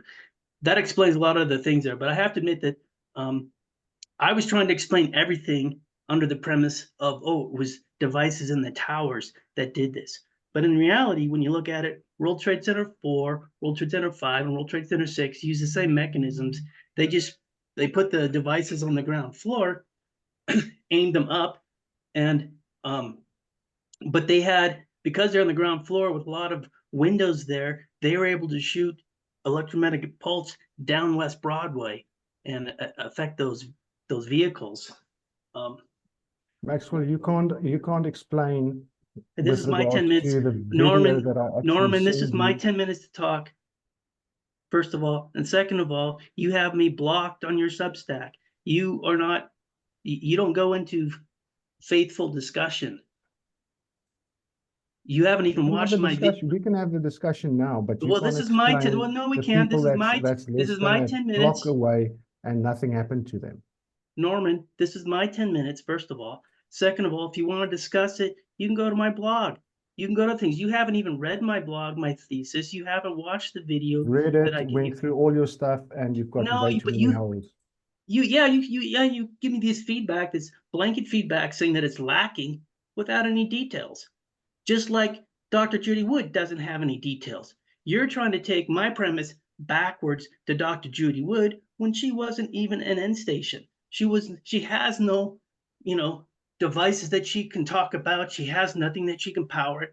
What she has is. She discussed the evidence. No, she did a forensic investigation. Exactly. Wait, well, Norman, again, this is my 10 minutes that you're interrupting.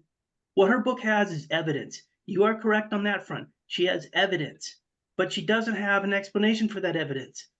I mean, well, it is an explanation, but she doesn't go far enough because she doesn't power it. She doesn't tell you what the output is, any of that.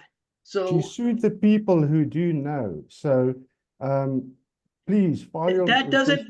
Her court cases has nothing to do with it. Come on, you're distracting things here. She does not have an end station premise. I do, and I don't know why you are so hesitant to look at it to see what I'm doing. I mean, there's evidence of fission in the dust. There's evidence of fusion with the tritium reports. It was a hybrid. These were hybrid devices. The evidence is there, and it easily explains the energy that we observed.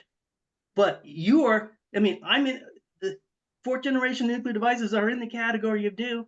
They are easily powered. They're easily understood. They're easily aimed. And you can't even go there to read about it, to tell me where it went wrong. Anyway, sorry about that for the distraction here, Susan. Done that, Bruce. I think my 10 minutes are up.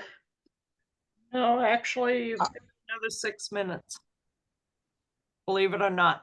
So for readers here, or for listeners here, I have Dr. Judy Wood. It's sitting right here next to me on my desk. She's got a lot of good evidence in it, but she has no conclusions. So what I've run into, in terms of disinfo agents is that Okay, Maxwell, quickly answer me this. The low seismic readings and the changes in the Earth's magnetic field. Just quickly explain that. Okay, let's talk with the seismic readings. First of all, these devices had they released 80% of their energy as highly energetic neutrons, and they only had a 20% part of that was the traditional side effects of a heat wave, blast wave, and EMP. It was really reduced, and these are tactical devices. We're talking at least 4 per detonation level in the towers. So that 80% release of energy as highly energetic neutrons targeted going upwards, as an outward cone, would heat things up, or rather, it would deposit heat directly into the molecular structure of the materials that it passed through. The changes in the Earth's magnetic field. You asked me a question, I'm answering. This is my 10 minutes, You're Norman. making This is my 10 minutes. You're making a statement. No, but it's my 10 minutes, Norman. I'm not finished. For 7 events. Norman, you're being rude to me. Norman, please let Maxwell finish. You were able to speak for 10 minutes uninterrupted. Actually, you went over 10 minutes. And now it's Maxwell's 10 minutes. The point is that the output of these devices did not have a blast wave, a huge blast wave, and that is what you would detect on your seismograph. So that's where these weapons that I'm talking about fit in that, and they answer the anomaly that you're trying to explain. Nope. There were 7 fluctuations in the Earth's magnetic field during the course of the day. That included Shanksville. That included the Pentagon. That included when Flight 11 hit the tower, when 175 hit the tower, when both the towers went down.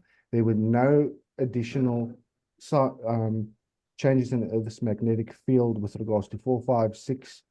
And once again, when you look at the seismic readings, there were no S or P waves like you would expect in a normal controlled demolition. But come on, you keep conflating my premise with controlled demolition. And you keep saying that it would have a thermal effect when really... I've studied your website. Well, you have not provided any feedback that pointed out its errors, and that's what I have been requesting of you and everybody else for a lot of years. You can't just hypnotically say that it's lacking if you don't specify where it's lacking or where it is an error. If you insult me in an email, then there is no way I'm going to give you the time of day. Let's not get personal. Let's just talk about the mechanics and not lash out at each other, please. So Maxwell is a disrespectful person that calls you a bunch of names and everything in private emails. I'm not going to get into the whole aspect of making that public. So Norman, I invited you to have a discussion with me on this, and you have declined. And when we had, on your Substack, I put a couple of comments out there explaining where Dr. Wood got it wrong, and you deleted my comments and you blocked me from Substack. You've gone and you've spammed Craig McKee's blog with things, but you don't even have a solution. You don't have an end station.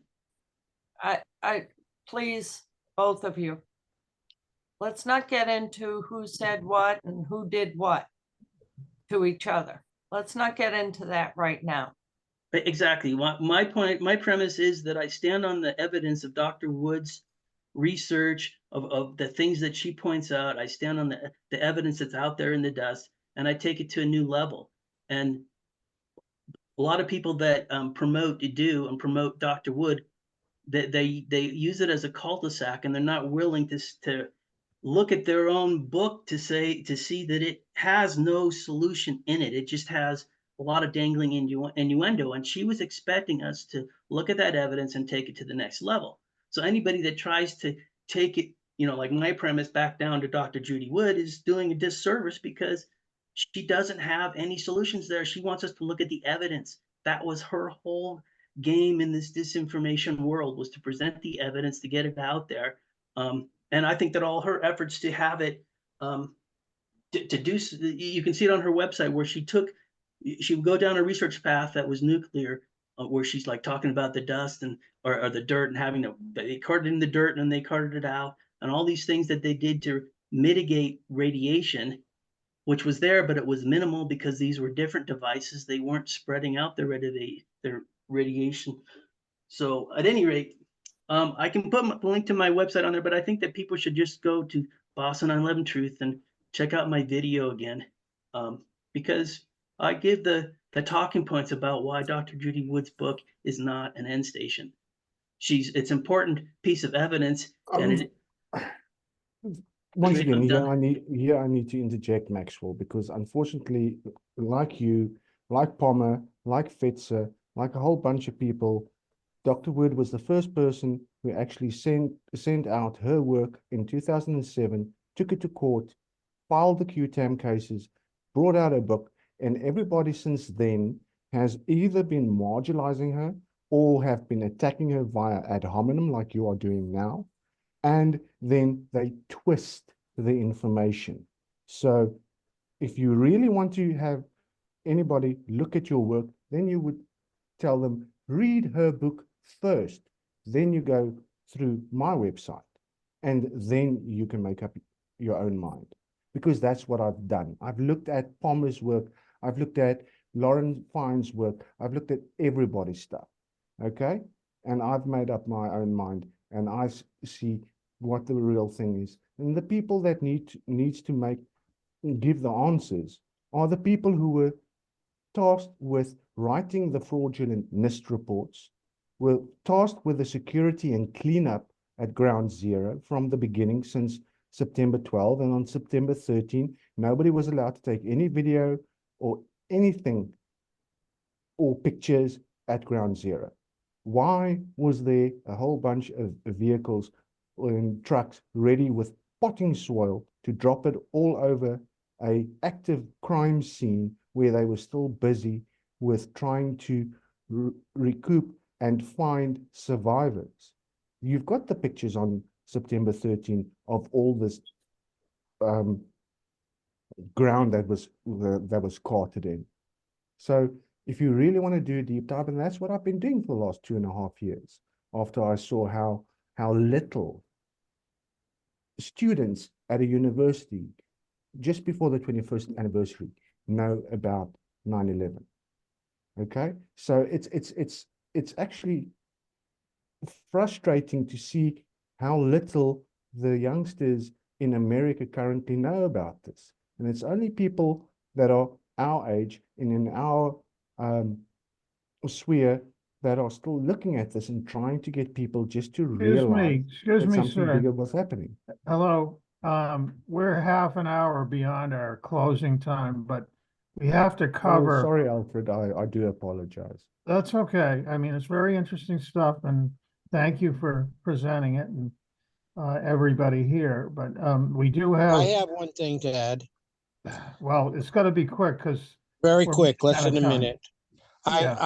Remember Chuck Schumer said that the CIA has 1,000 ways from Sunday to get somebody if they want. I had a friend who was a psychologist who was having a lot of success giving her patients who were depressed psychedelics, and she went public about it, and she got into a big fight with the drug companies, and all of a sudden she had detectives following her, and her bank account went blank, and just many things went wrong with her life. And that, I think, is what has happened to Judy Wood and Stephen Jones. I know with Stephen Jones, he received a lot of this kind of pressure to just shut up. So that's why they make their statement and then they disappear. And that's all I've got to say. Thanks. Interesting. Okay, I'm gonna have to shut down any further people talking because we have to get through this and get back to our respective families, I hope. And just we did play the 10-minute video. Thank you for watching. We had regarding PAPA, those of you who are unfamiliar, Protecting All Protectors Alliance is going to Orlando, and we had a wonderful surprise this past week by a donor who came up with $5,000 and put us over the top. So that's definitely going to happen, and that was great news for everybody. It was a real thrill to. I think we were all thinking it wasn't going to happen, and now Richard Gage and Raoul and Eric and possibly Paul Kiley, and we don't know about the guy from New York. I'm sorry, I'm blanking. Anyway, that is definitely ready to happen, and hope everybody has a chance to watch it when it's June 19th, where the convention will be in Orlando. In the last war room, this is item 4, Jean and Sandra, I was talking about how to get more members into our group. And she suggested doing a meetup group online and trying to get more people to come to our meetings.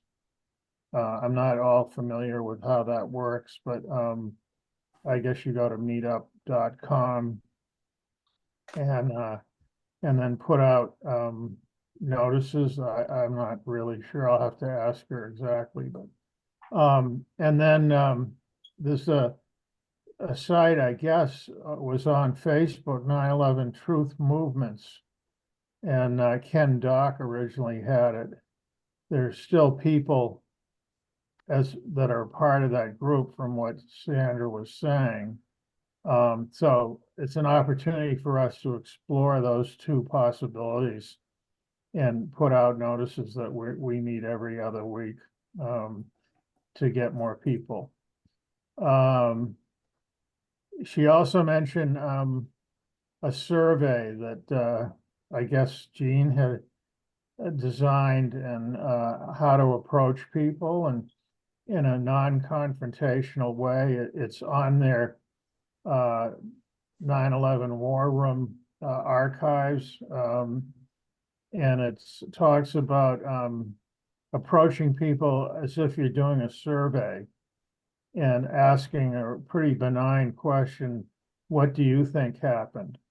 And then there's a list of options. It was controlled demolition. I mean, it was like, it's like a test that they can answer, give you one answer to a series of questions. And it sounded to me like it would be very effective as outreach in the when you're out in the street. And I'm hoping we can have those with us. Sorry? Basically the Socratic method. Yeah, right. And when you're out on the street, if you got a clipboard and you're posing as a doing a survey, people usually respond favorably to that rather than ignoring you. And so I think it's well worth our effort to try to do that. The Boston 9/11 YouTube videos, we try to post all of our meetings with guest speakers. And I guess I don't know if Doug has, I haven't looked to see if Doug posted our last meeting with Roland. So I nudged him again today. So yeah, I'm busy. I don't know what's going on, but he hasn't responded. Well, yeah, Roland Angle, where people are waiting for that to go up. yeah, that's a good one. And it was very, very positive, I thought. I mean, he's a straight shooter and stays on message, and I admire his focus, if you will. So I hope we get that up and people can watch it. I sort of touched on this earlier, but the demonstrations on the college campuses and how they might ultimately benefit the acceptance of 9/11 truth. And with the and what the younger generation, the kind of success or lack thereof, and how we could learn something from their experience, because as I mentioned earlier, they're going through the same,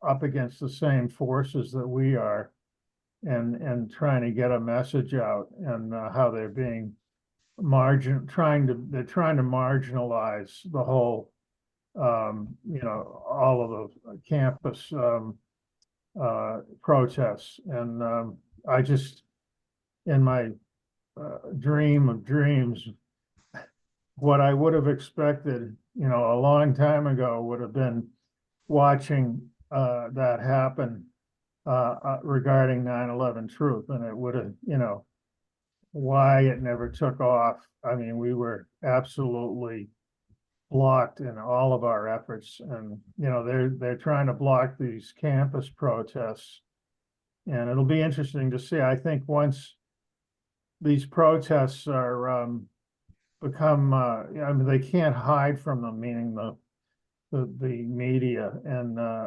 how they're going to try to spin it.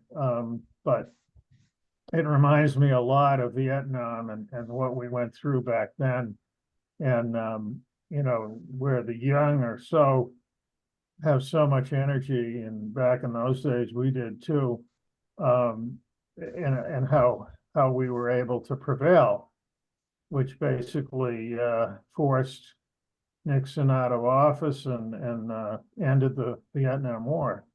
So I think this, we're living in a time right now where 9/11 is going to break through. I mean, that is my hope. Anyway.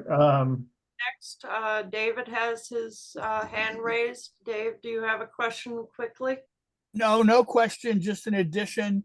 At the War Room meeting where there was mentioned various ways of doing outreach, I also mentioned my idea I've had for many years, which has what people here like, and that is handing out a business card with physicsdenial.com on it, where people don't know it's about 9/11 until they go to the website and see the huge plume over the towers. And it's in order to get college students to go talk to their professors of physics and ask them what they think. And 98% of people who teach physics in college do not get federal money to do research. So they're not going to be worried, or shouldn't be worried, about having a conversation with one of their actual students about their opinion, and they're still welcome to defend the OCT. But this is something, but the website has to be polished. And I was accused of dropping the ball by Gene 2 years ago, when I was in the middle of moving, and that hurt me tremendously. And I'm poor because I've been an activist my whole adult life for no money. Actually, Richard paid me $300 a month for a while, but I am poor because I have not been a professional. And we need to pull that together, because people who will look at the website before they know it's 9/11, that is huge. Okay, let's get on to the next. Thank you for that, David. That I agree with what you're. The business cards are a great idea, and we should be using them. Okay, number 8, Raul Angulo, we all know, former fired captain in Seattle, is going to the convention. He's reached out to Glenn Corbett, who is really the head guy for, correct me if I'm wrong, is it, I mean, he's the NFPA, and he's had a conversation with him about WTC 1, 2, and 7, and he had always been in denial about it, and now, according to Raul, willing to listen. And that's a big breakthrough because on that wooden bench. he's, does anybody have his background? I'm not sure if I got it right. He's a Hello? he's a retired fire chief. He's a fire chief, Right, he's retired though. right? We're Uh, talking about Glenn Corbett. Oh, Glenn. Oh, I thought you meant Raul. No, Rule, we know, yeah, we know. Yeah, I'm not exactly clear on that, to tell you the truth, but he's a bigwig in. He's way up there in the fire prevention world, and basically, we tried to get him to come to the convention, to be at our booth, but he didn't want any part of it. But now, Rule's been working on him, and if he gets him on our side, it would be a big breakthrough. So anyway, that was good news. Correction, Raul was a captain. He was not a chief. Oh, captain, right. Also, a quick announcement, I delivered the Raul flyer, that quick description of him, and that he's going to be with a group at Orlando. I delivered a copy of that to the fire academy in Stowe, and also to my fire station here in Hudson. Excellent. Did they take it from you? Oh yeah, I talked with Zach over at the academy, and I handed it to a woman, asking her to share it with the chief today. We have a new chief here. Oh, great. Wow, good work. See, that's street action, exemplar. That's what we all need to be out there. I mean, these technical conversations are fascinating, but just outreach to me is what we're here for. Anyway, never mind that. I just looked up Glenn Corbett, and we spelled his name wrong. It's Glenn. Oh, double N, okay. Okay, he's a New Jersey Fire Department. He's associate professor of fire science at John Jay College in New York. He's technical editor for fire engineering. He's co-author of Brannigan's Building Construction for the Fire Service, 6th edition, and editor of Fire Engineering Handbook for Firefighter 1 and 2. And Is that the NFPA book that Raul has a chapter in? No, sorry. And an FDIC Executive Advisory Board member. What is FDIC? Sounds like the Federal Reserve. FDIC.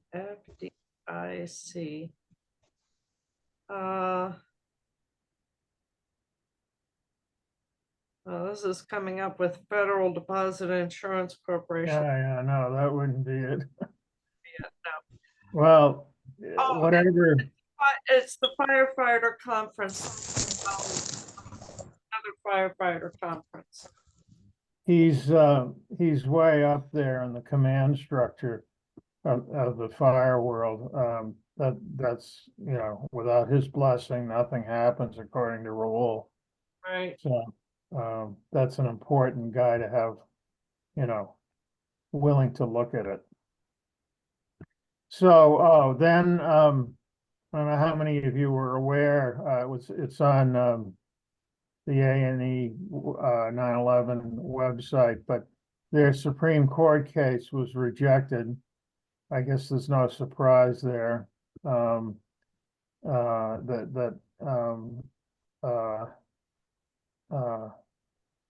What's his name? Harrison? Mick. Had taken as well, in addition to the other court case. So they're still, hats off to them. They're continuing on.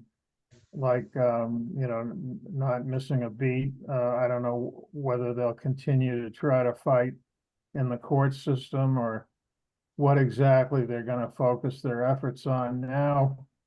But, it's a worthy organization and worthy of our support. I feel strongly about that. Moving on to item 10, the Somerville Theater, Peace, War, and 9/11, Graham McQueen's Memorial. We're having guest speakers, Richard Kreshnick, Chris Gruner, Ted Walter, Ed Curtin, and did I miss one?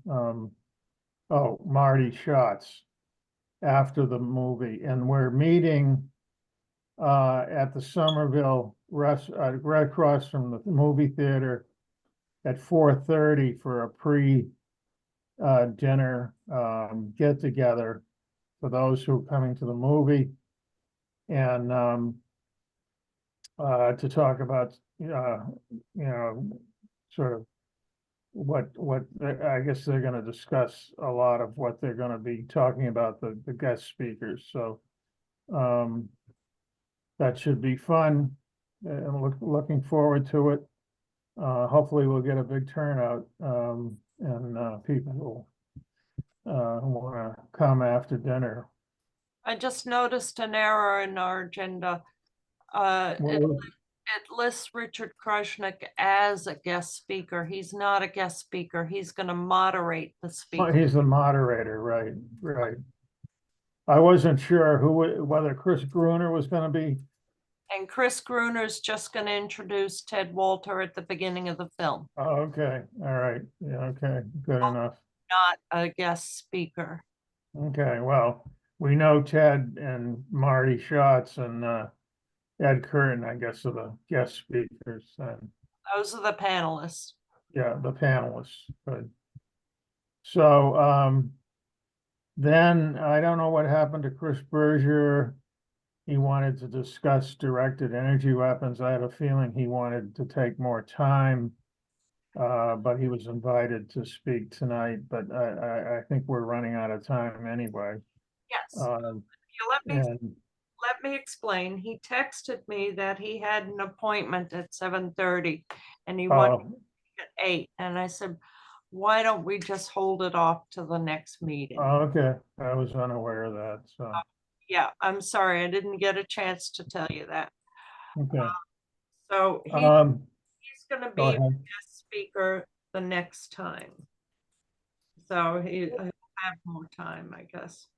Okay, I think it's been a fascinating meeting. I think, thank you for everybody that stepped up and talked about their history. And there was one suggestion, I think Chris had mentioned, of having a separate meeting for the technical discussions of 9/11 versus having them as the focus of these meetings that we have every bi-weekly. That was a suggestion he had for people that are more technically savvy than others that may not be able to follow. Well, who suggested that? I missed that. Chris Berger talked about it. Oh. So, but it's an interesting idea, that people could come and talk about the technical aspects of what we listened to tonight. But, for some of us, we're not, skilled in that category, and it may be more productive for the people that, because of technical aspects. Sorry? To some degree, all of us got involved because of the technical aspect. Buildings and said, that doesn't happen, So to some degree, we all have some kind of technical ability. And I think what was mentioned tonight about short attention spans, that is a problem in our society today. I think we've all been trained to quickly get it, move along, just get That's it, right. move along. Nobody delves. So I kind of, I've been enjoying these, even if I don't always understand it. I'm trying, you know, and I don't know if anybody in en masse has complained about this. Well, I don't know either. I mean, some people drop off from the conversations. I don't know who left the group while we were having Can, it. can you guys hear me now? This is Chris. Hey, Chris, there you are. Yeah, Hello. yeah, I was out with my real estate agent. Yeah, I did hear your last comment now, but no, I think we should still combine the technical with our group, but at our group meetings. I guess my comment is if you wanted to save the recordings of the meetings to our website, that you would classify them for the normies, that you wouldn't, you'd put the technical information in like the advanced research tab, so the normies wouldn't look at that first thing. That was more of my comment there, but I still think I like to balance the activism and the technical research part. If people are so concerned about the research of 9/11, then they should also put time into the activism part, because if they're really concerned about the whole 9/11 truth movement, that the activism is very I think it's even more important than the research, is to wake up all the normies. So that's just my 2 cents. And and also in 2 weeks from now, I'll be giving a presentation specifically on the dustification of the towers. And I'll be introducing some new evidence that even these researchers here probably haven't even seen. So it'll be very interesting for everybody. All right. Well, glad you could make it. We're kind of wrapping up right now, so we Yeah. I guess I was going to ask Sue one more question about, how the Supreme Court says it didn't have standing. I was thinking that it would go to a military tribunal, but Sue, you were saying that as citizens we can't submit anything to a military tribunal. But I wonder what types of cases go to military tribunals. Did they explain that to you? Yes. Bruce explained, Bruce Leidy, who's on a lawyer and on the lawyers committee, he said military tribunals have to be initiated by a military prosecutor. So you have to be in the military to initiate it. But I mean, couldn't you have a 9/11 truthers who are military? And when they like a colonel in the military retired, would he be able to initiate it? No, it would have to be it would have to start with the military prosecutor. That's the way it works. That's interesting. Yeah, it would have to start with a military. I mean, are there any examples? Any just cases? Not, because there's no way we as activists can initiate that. What military prosecutor wants to jeopardize their career by bringing up 9/11? Huh.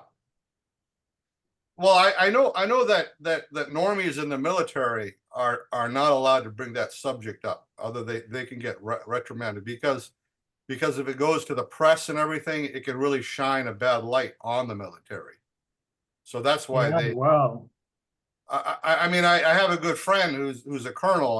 We grew up in high school, went to Boy Scouts together, and I asked him, do you think that Building 7 was in controlled demolition? He just replied, I prefer not to talk about it. So, yeah, but people that retire from the military can talk about it. I know at least 3 veterans I've been friendly with who are very much aware of 9/11 from a huge standpoint, but they're not in the military anymore. Right, right. They're Once they either retire, then they retired can or talk. they all served in Iraq, or I think they were all, well, two of them were in the Gulf War, like the first Gulf War, and one was in Iraq and recently, and then one of them retired, I guess. Hmm. Wow. But I still think that you know, if I know that the people in the upper echelons of the military are aware that 9/11 is an inside job. They're very smart people at the top, like even, you know, General Flynn knows about it, but he cannot discuss it in public. But he does know about it. I'm very sure. And These and, and guys I, are not, these guys weren't at the top of the military. They're just, served in yeah. veterans, but they know a lot about U.S. military history from a standpoint that's very critical. Like, they're very knowledgeable, and I always wondered if more veterans might be interested in, just getting involved or something, because some of them seem to have a lot of interest in, the history of U.S. Wars, and in a way that that the average population doesn't really go into. We tried to make inroads with the Veterans for Peace, and Sue was a member, I think, aren't you? Yeah, I'm an associate member of the Smedley Butler Brigade, but I'm a member too, associate member. I've been an associate member for a good while. But it was Pat Scanlon who was the gatekeeper about 9/11. But how long back was that, Sue? Was that quite a while ago? Yeah, quite some time ago. Because I haven't been able to attend their meetings since he left as leadership. I mean, I'd be willing to bet their perspective has definitely changed, and there'd be a lot more people in that group open. Oh, there are. Yeah. The file was definitely on board, but it was the leadership that. At one point, the national president signed a document that was a pro-truth document. He was from DC. I think it was in 2017. I tabled at the Veterans for Peace conference. It was in Chicago for 9/11 Truth. I tabled a petition there, and we were thinking, oh, they're going to be really, we're going to get a lot of pushback. But like every single person we talked to was completely on board and signed the petition. And except for one person who wasn't a veteran, they were. Well, they were a veteran, but they weren't in the military anymore. They were like into solar power and stuff. And then they were mad and they walked away, and they even came back and signed the petition later. Like, they changed their mind. So it was like pretty amazing that, like you said, the rank and file Veterans for Peace members were very open to it. In 2017, that was though. I am deeply despised by an important Veterans for Peace person in Baltimore because I attempted to have a conversation with the local progressive anti-war activists in Baltimore, and they just had such hatred in their eyes because I asked for a discussion of that. Yeah, there's a lot of problems. I mean, I was on the left. I was a Green Party member, registered for 20 years, and before 9/11 and after 9/11. But like, I've had a lot of problems with people on the left, like who literally friends I'd known for decades who hate my guts because I was associated with 9/11 Truth. So yeah. So I mean, if you guys go to beforeitsnews.com, there's. And why did they hate you? Yeah, can you hear me? Okay. Yeah. If you guys go to beforeitsnews.com, there's like 20 different alternative media journalists on there, and there's several of them are military veterans, like Derek Johnson is one of them. The guy that does And We Know is one of them. There's a gentleman called Michael Jaco. He's a retired Navy SEAL. So there's quite, just so you know, that on that particular Before It's News alternative media outreach, that there's a lot of retired military that are talking about 9/11 Truth. Yeah, that's great. There's a retired veteran who was at the Pentagon that day who issued a challenge to anybody who wants to try to defeat him debating. He says No, 77 did not hit the Pentagon. He offered $5,000. I talked to Wayne. He's willing to pull that together. And I reached out to the fellow, and the fellow did not respond to me. And It's Sandra Adam had, Eisenberg. If you send me yes. your details, I'll get Adam Eisenberg to make contact with you. He's been on Boston 9/11 previously, I think, or maybe the War Room. Who's speaking? Who's speaking? It's Norman. It's Okay. Norman. All right. I have So your I can contact put you in information. contact, yeah. Wonderful. Yeah. Thank you I'll so put much. you in contact with him. Yeah. So Thank for those that you don't know, we have a new guest tonight that I invited, and his name is Norman Swanspool. How do you pronounce your last name, Norman? Swainpool? It's Swanepoel. Swanepoel, and he's from South Africa, and he's a very good 9/11 researcher, in my opinion, and he's spent a tremendous amount of time putting the evidence together that supports directed energy weapons. But anyways, and I did have a chance to have a Skype meeting with him for 2 hours, so so I welcomed him to come and check our meeting out. I just had a question for him that Norman, I mean, do they do any activism in South Africa? And do you think are there any 9/11 Truth activists in South Africa that petition the government? Maybe, What's that? I would personally say maybe I'm the only one, because it's something that really hit home with me the day that I watched it. You missed it most probably earlier when I basically gave my testimony with regards to my journey on 9/11. So they'll have to watch the replay. Oh, okay, I missed that. Yeah. There was a young woman who was active in AE who lived in South Africa. Oh, okay. That's interesting. But I mean, I was wondering, Norman, if you could thinking about trying to put some of, because I know you spent a lot of time on this, but if you could put some of your time into forming an activism group in South Africa and go out and like leaflet the public on 9/11 or something like that, do you think that's something you'd be able to do? Well, I am part of a local gentleman who's, you can pretty much call him the Joe Rogan of South Africa. Okay. His name is Jeremy Nell. Germ Warfare is his tagline that he runs with, and he's had many interesting conversations with a lot of people across the world during COVID and the last 4 years. And he's got a huge following, and he's got people from across the world, and I've done presentations for his private people. And due to his interactions with me, he's basically moved from the day of thinking planes actually hit the buildings and all the various other aspects. He's had many 9/11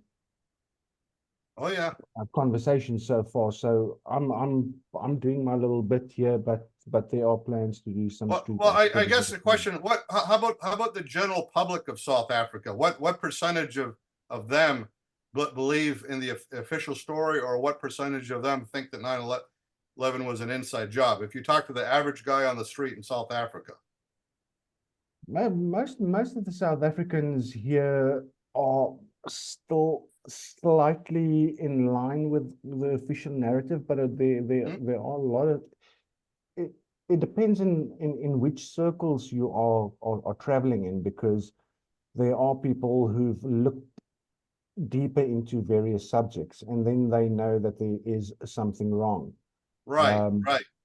And it's a journey. It all just depends on this specific person that you're talking to. Well, I mean, and I guess, I mean, in our our group, our Boston 9/11 Truth Group would challenge you to form like a local group in South Africa, and just targeting the normies, just the average person on the street doing some activism events. You could give them, the Dr. Hulsey University of Alaska study, just to keep it simple, to start off with, and try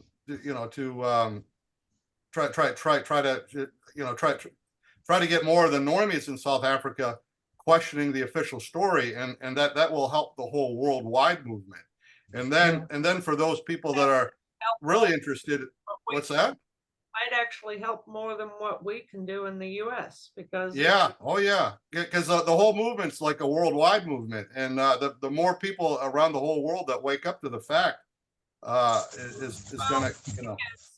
uh, when we talk about justice for 9/11, we're basically asking the Fox to go after, what's the expression? We're not going to get, it's beginning to seem like we're not going to get justice out of the US courts. No, you're not. So, we elsewhere, other courts. Right. South Africa. But the thing is, the question is, even if I go to South African court, they've got no sovereignty over America. Even what Adam Eisenberg, who was at the Pentagon cleaning up there, and he did not see a plane there. Okay, and with the Freedom of Information Acts that you guys have in America, is you've got to be in a specific state if you want to go for a Freedom of Information Act, and that's why he moved to different states so that he can be able to get all his military type stuff.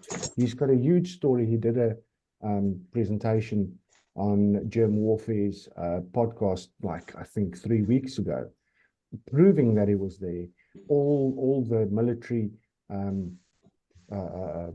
funerals that he did, and how he can't even get his own military paperwork to prove that he was there, but you've got him on pictures and all of that kind of stuff. So that's how deep the cover-up goes, and that's how deep and how many counter pro people there are over there. It is that they made sure that this is going to be the second JFK, where nobody's ever going to find out what the hell really happened. And the International Criminal really Court close to it is going after Bibi in 2007. Yeah, you're saying something, Al?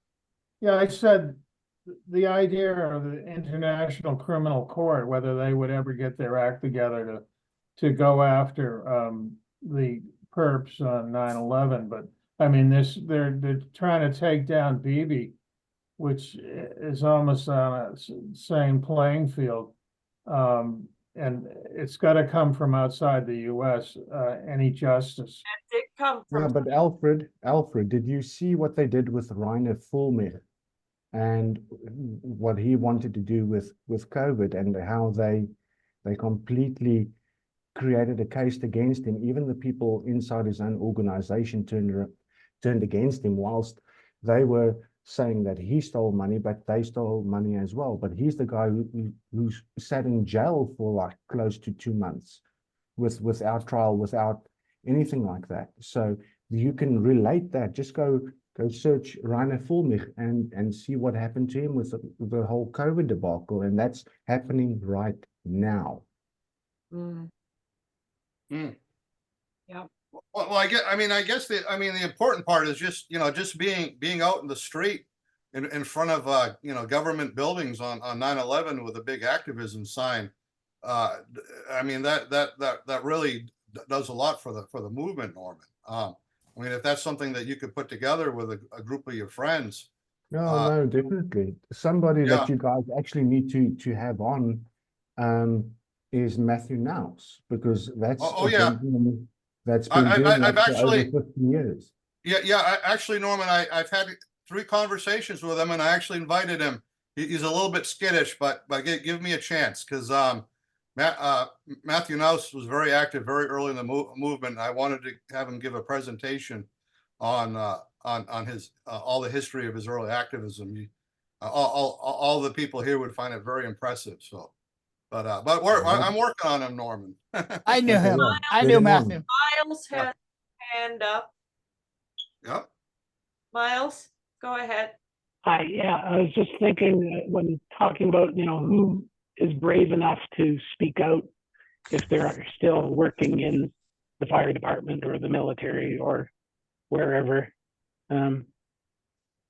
People who do retire are typically the ones that speak out, but just looking at again in memory of Paul Hellyer and his book, The Money Mafia, A World in Crisis. He has a section where he quotes architects and engineers document, A Call to Action by Pete Denny, and he incorporates an article or some text about Major General Albert Stubblebine III, Right. Yep. who left no doubt where he stood. And he apparently, in his writings, he went public, and Stubblebine said, at the time, I am the highest ranking officer, I believe, that has ever gone public. Whatever the story was, the official story was not true. Now I'm very careful not to say what it was because I couldn't prove it. Interesting, you know, for people who are fascinated by building, the Pentagon. He talks about how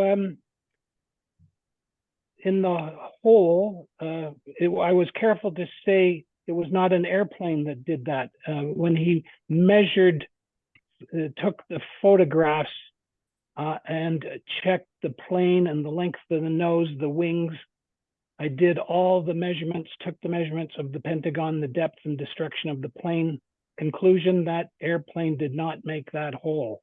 But anyway, thought is, there's lots of great 9/11 people of prominence, like General Stubblebine or former Canadian Minister of Defense Paul Hellyer, and both dead. It would be pretty cool for us to honor them. You know, just like we've honored David Ray Griffin, and you guys will be honoring Graham McQueen. That's an interesting concept, to feature these people of the past, prominent people, and just memorialize them as you're doing. Thank you. Yeah, well, you should give a 1 hour presentation on Hellyer on what he contributed to the 9/11 Truth Movement. Okay, well, I'd be honored to do that. Yeah, I'm a big fan of him. He's got an aerospace engineering degree, just like I do. That's correct. Yeah, Yeah, and he was a smart guy. World War II gunner.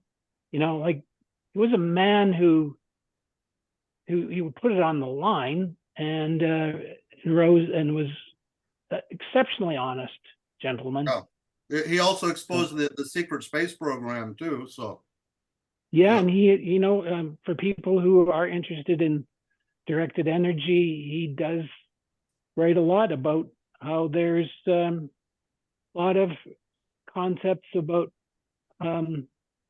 energy that is hidden from us. Now, Yep. I'm no expert on it, but I've listened to several of his speeches. I really love the guy. Me too. Yeah. Rebecca had her Thank you. hand raised. Did you still want to speak, Rebecca? I just wanted to support that idea. I think that would be a great idea to feature people in the military who spoke out about 9/11, because I think it's critical to have support from as many people in the military and veterans of the military as possible. Like, I think that's one of the ways you can get the resistant crowd to actually maybe listen to somebody. That's one avenue, possibly. I mean, it's maybe not the only avenue, but that's one potential avenue, because just from my experience, with Veterans for Peace, at the convention, the average people there were totally open to talking about it. Many people actually wanted to talk about it. And I know 2 veterans I'm friends with who have wanted to talk about it to me just spontaneously without me even bringing it up. So I think it's kind of a possible avenue to pursue, maybe. Rebecca, I wanted to ask you a question. You mentioned you had terrible experiences with the left. I'm just curious as to what their reaction was to your 9/11 truth convictions. Well, I used to attend a Quaker meeting, and in upstate New York. And I think there's a Quaker meeting in New York City that's actually been much more helpful, and some of the people have actually allowed 9/11 truth meetings to take place at the meeting house. So I'm not saying this about all Quakers, but there were people there that just reacted completely, they associate 9/11. I think they're just conditioned to associate 9/11. Like I said, I posted it in the comment. They associate 9/11 truth with some kind of like right-wing conspiracy theory or something. I mean, I'm not really sure, but that's the sense I got from a couple of my former friends who I'm not really in contact with them too much anymore. But I mean, to the point where they're pretty much like openly insulting towards me if I bring it up, like I'm just some total, lunatic or something for bringing it up. So I guess. How long ago was that? How long ago was that, Rebecca? Was that like several years ago or just recently? Well, one of them I'm thinking was just last year, but the Quakers, I have not attended that meeting in many, probably 5 years at this point. So that was a while ago. I mean, that was probably the last time that something like that happened was maybe 20. Yeah, I know my human resource 2018, maybe 2018, 2017. So my human resource manager, she comes from a liberal background, but when she was very upset with all the stuff that happened with COVID, and that really woke her up. And then also with the recent ship running into the bridge, she just comes over to me and said, "Did you see the ship that runs?" And I didn't even know what happened. She says, "I don't believe the official story that was deliberate."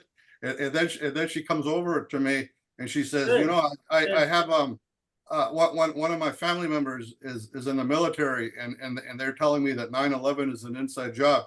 And she says, did you know that 9/11 was an inside job? And I said, if you only knew how much I knew, 9/11 was an inside job. So I'm not, I want to say that I don't know. I sort of feel like I blurted out this thing about these people acting like they hate me, which is true.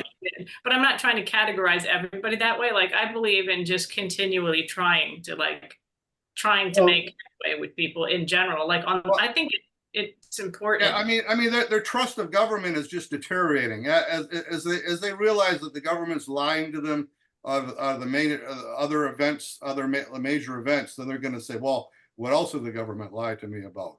So I think we're at that tipping stage where we have a lot of people waking up right now, and now's the time that our movement can really shine. Now, this is the time where we really need the activism part to kick in, because we can reach a lot of these people now that weren't receptive, 3 years ago, several years ago.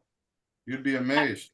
I believe that I don't know if anyone agrees with me, but I believe that there was deliberate, like a very concerted, deliberate effort to alienate the left from 9/11 truth.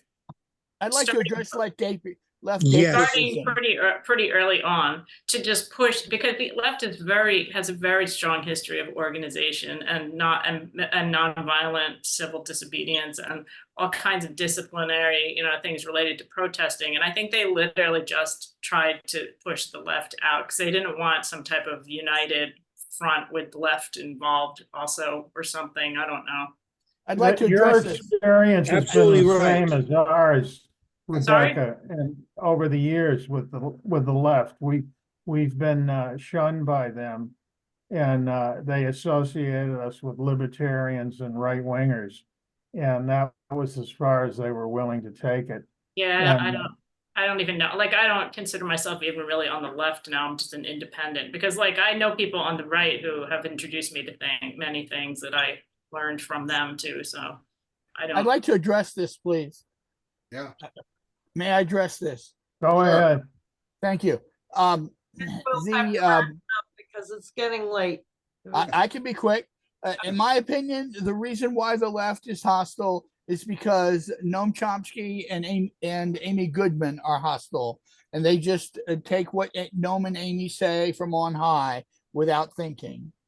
I met with Chomsky 5 times and discussed 9/11 with him. He's not afraid of anybody, but he wouldn't look at any videos. He would only tell me to go talk to other people. And I do know a fellow named Sam, who I haven't talked to in years, from 9/11 Truth Movement, who lives near Rebecca, near Albany, and his daughter was a general, and she was a truther too, like him. And Sam, this is Sam. I know him. Okay. I met him. He's very old, so he could be passed, but I didn't meet him recently, but I met him, years ago. Right. Wow. All right, that's a wrap. Can I say one thing?